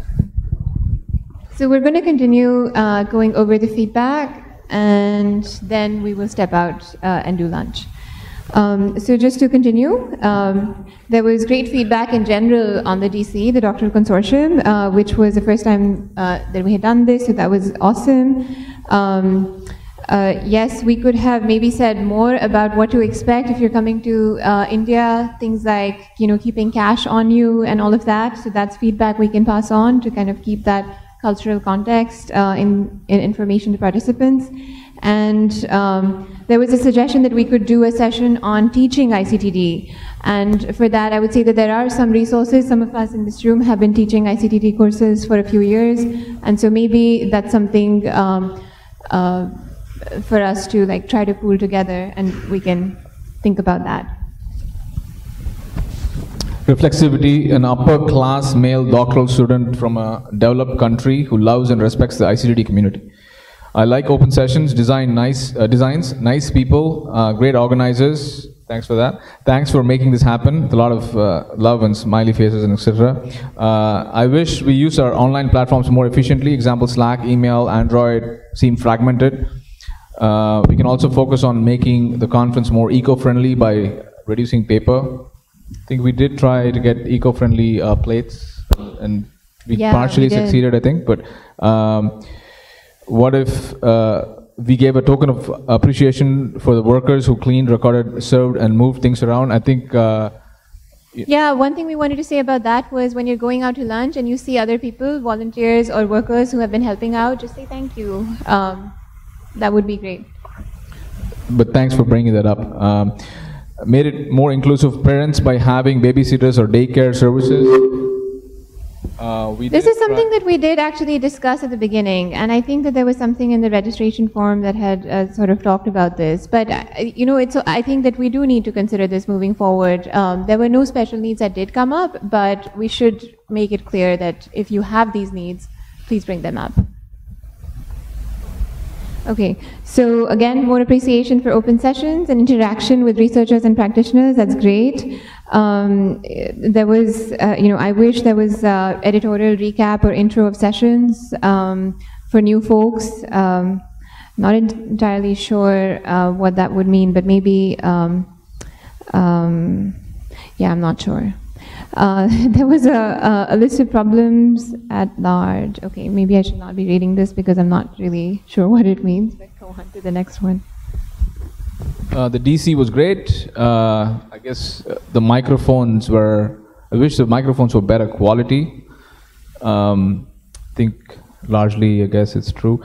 I wish the printed online schedule was available in full.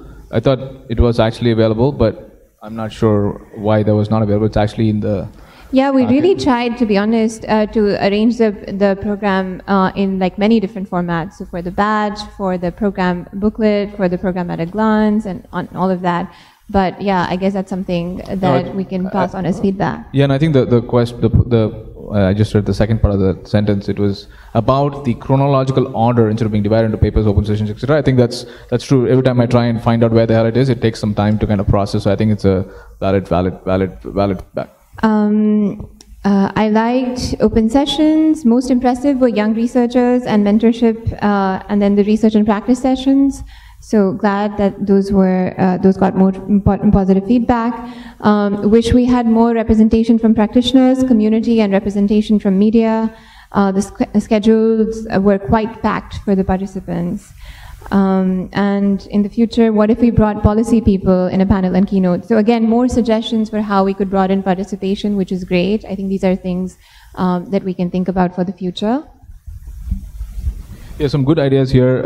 I think what they want is, this person wants it, there's a board with names, photographs, affiliation, name of paper or poster of all those present at the conference, along with the contact info. So it may be easier to find those people at the conference itself in person rather than emailing them after the conference. I think that's an excellent idea. We should think about it for future. I liked the friendliness among participants. Yes, I think that was really amazing. Lots of people connected, I think, even according to us, what we saw. I liked the chai, also food, awesome, thank you. I wish we could have stuck to the schedule. Yes, we do wish to, and there were a lot of people who said that, and we're completely with you. What if we have a track for practitioners to talk about their experiences? I guess this is feedback for future practice shares, but this is kind of what we brainstormed a lot about. Should we have researchers and practitioners together, practitioners alone? How do we make that happen? I like the diversity of scholars from the engineering and social sciences. I think that it's probably a general ICTD thing we should all be proud of. I like pre-published papers were allowed to be presented.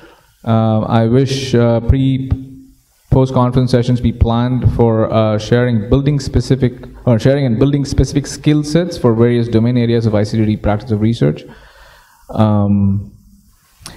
What if more scholarships were available for travel? I think it's safe to say, maybe others in the room might disagree, I think this is probably the most, the money that we got was the highest so far among other ICTD conferences, so I think we should, but we can always do better. Papers presented could be restricted to 2 per author, enabling more people to present.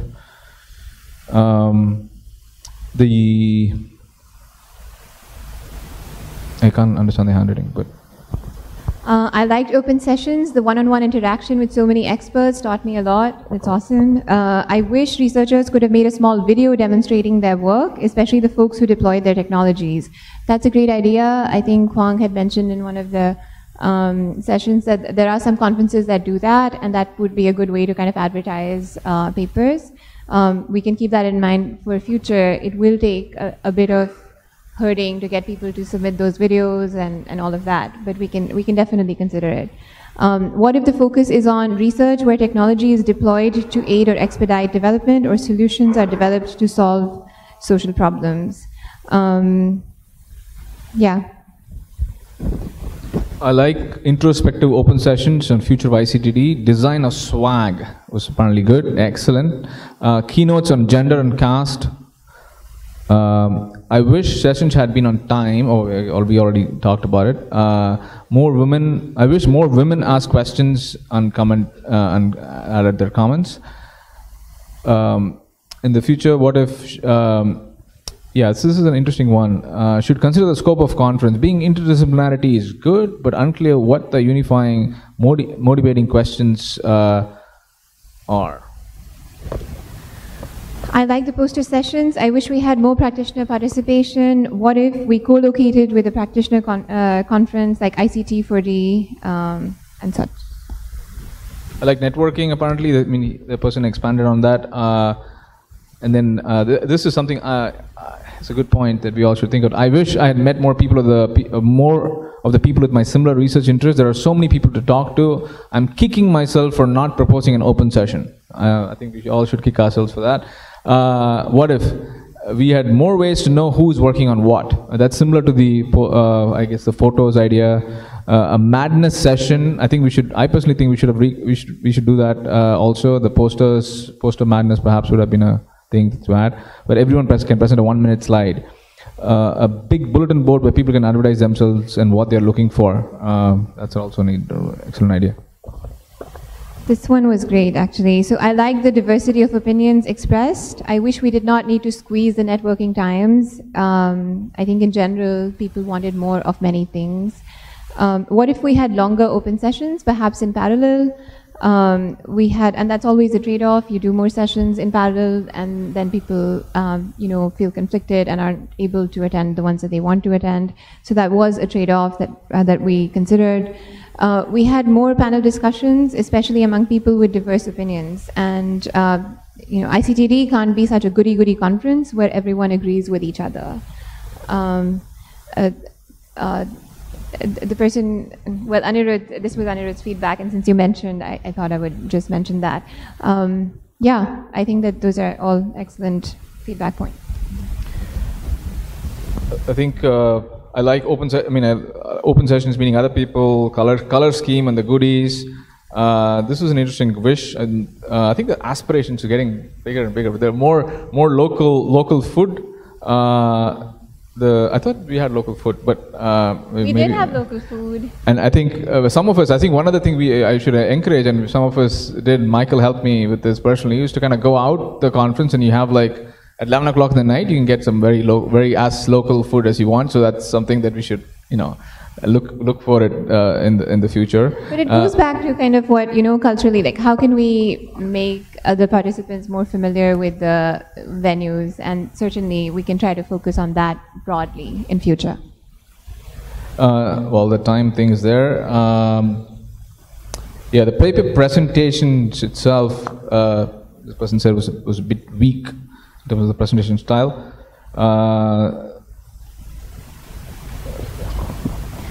I like the food was always here. That's great. Keynote speakers bringing different perspectives, often combining tech and sociocultural issues. That's awesome. I wish the timing wasn't so constrained off. Yes, we're sorry about that. What if there was a focus on measuring the human impact of the work, discussions of goals, impact, a workshop/open session about how to scale, productionize the good ideas.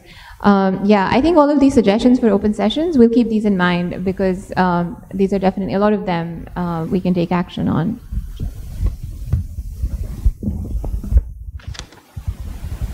All keynote speakers gave great insight, diverse topics, good for early career PhD students, researchers. I don't think just for early career PhD students, it's actually very useful for faculty too, so I think this was really good. I think the keynotes presentation will be available.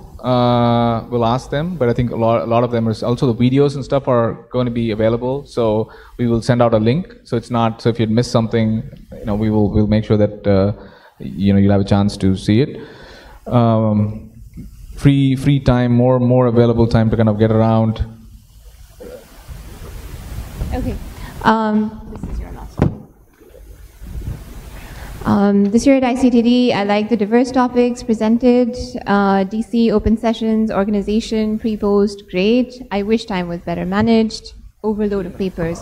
We didn't actually have that many more papers than we do in general. Maybe because we had the previously published papers, it feels like that. Again, there's a trade-off of, do we want to have parallel sessions, or do we want to have just one track? And I think in general we try to keep it to one track. Again, something to think about if we get many more papers next year. Thank you for the organizers. Lots of thanks. Integration of open sessions with papers, posters, thoughtful mix of keynotes, including some related to values and diversity and inclusivity, sharing of Indian culture in cultural evening. Thanks for mentioning that. I think at least I personally felt that it was really a fantastic event. Continue. Okay, last one. I like the community, possibility of discussions, open sessions were great, food was great, poster session allowed for lots of talking, pre-published papers was awesome. Okay, we lucked out with the last one. This is great to end on. The best poster session ever at a conference. I wish that sessions would have started on time, even if people were late. I wish to have had more organized evening sessions. What if in future we had even more networking and the same organizers, because they are so awesome. Thank you. I have one more. I wish this is an interesting one. I think somebody else also mentioned this to me. More participants from countries other than the US, India, and African scholars, Latin America scholars. I think there's some plan or some discussion about having this perhaps hosted in Latin America next time. If you have any thoughts on it, that would be that might be a good way to make that happen. I think a lot of visa problems were there. And yeah, one last thing. I think this would have been good. One night of dancing would have been good. Thank you so much. I mean, that was amazing, detailed feedback. Lots of things that we can think about for the program. Lots of things that we can think about, like how to kind of bridge the cultural gap for people coming from other countries. And yes, Kwang is going to help us digitize that, and we will take it into account. So thank you so much. Kentaro. Okay, so I would like to ask everybody who was involved in organization or running the conference to come up to the stage, please, including, of course, both of you and Pushpendra and Rajesh. Everybody. If you were involved in some way in volunteer time towards the conference, please come up to the stage. Okay, don't be shy. Now, while this is happening, I just want to remind everybody once again, Esther. There are 6 of us on the ad hoc committee who are deciding on future formal governance of the conference, as well as over the next year running the election process that will determine at least some subset of the members of the eventual formal governing board.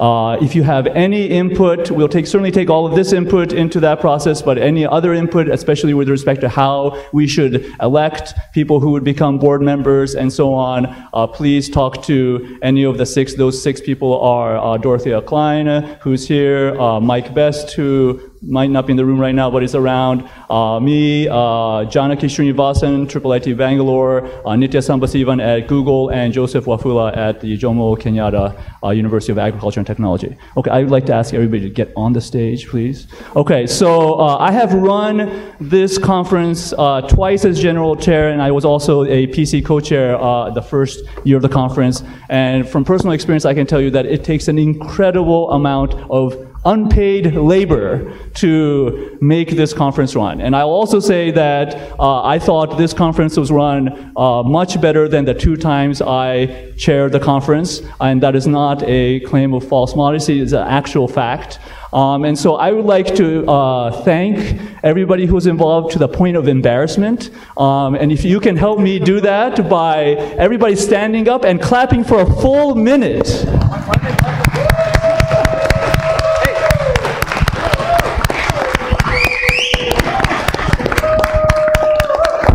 Keep going.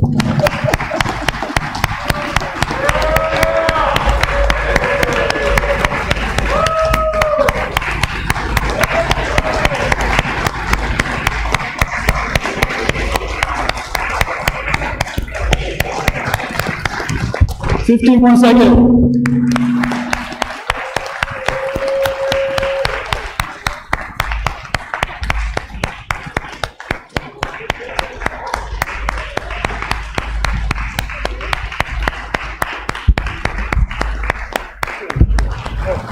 5, 4, 3, 2, louder, 1. Thank you.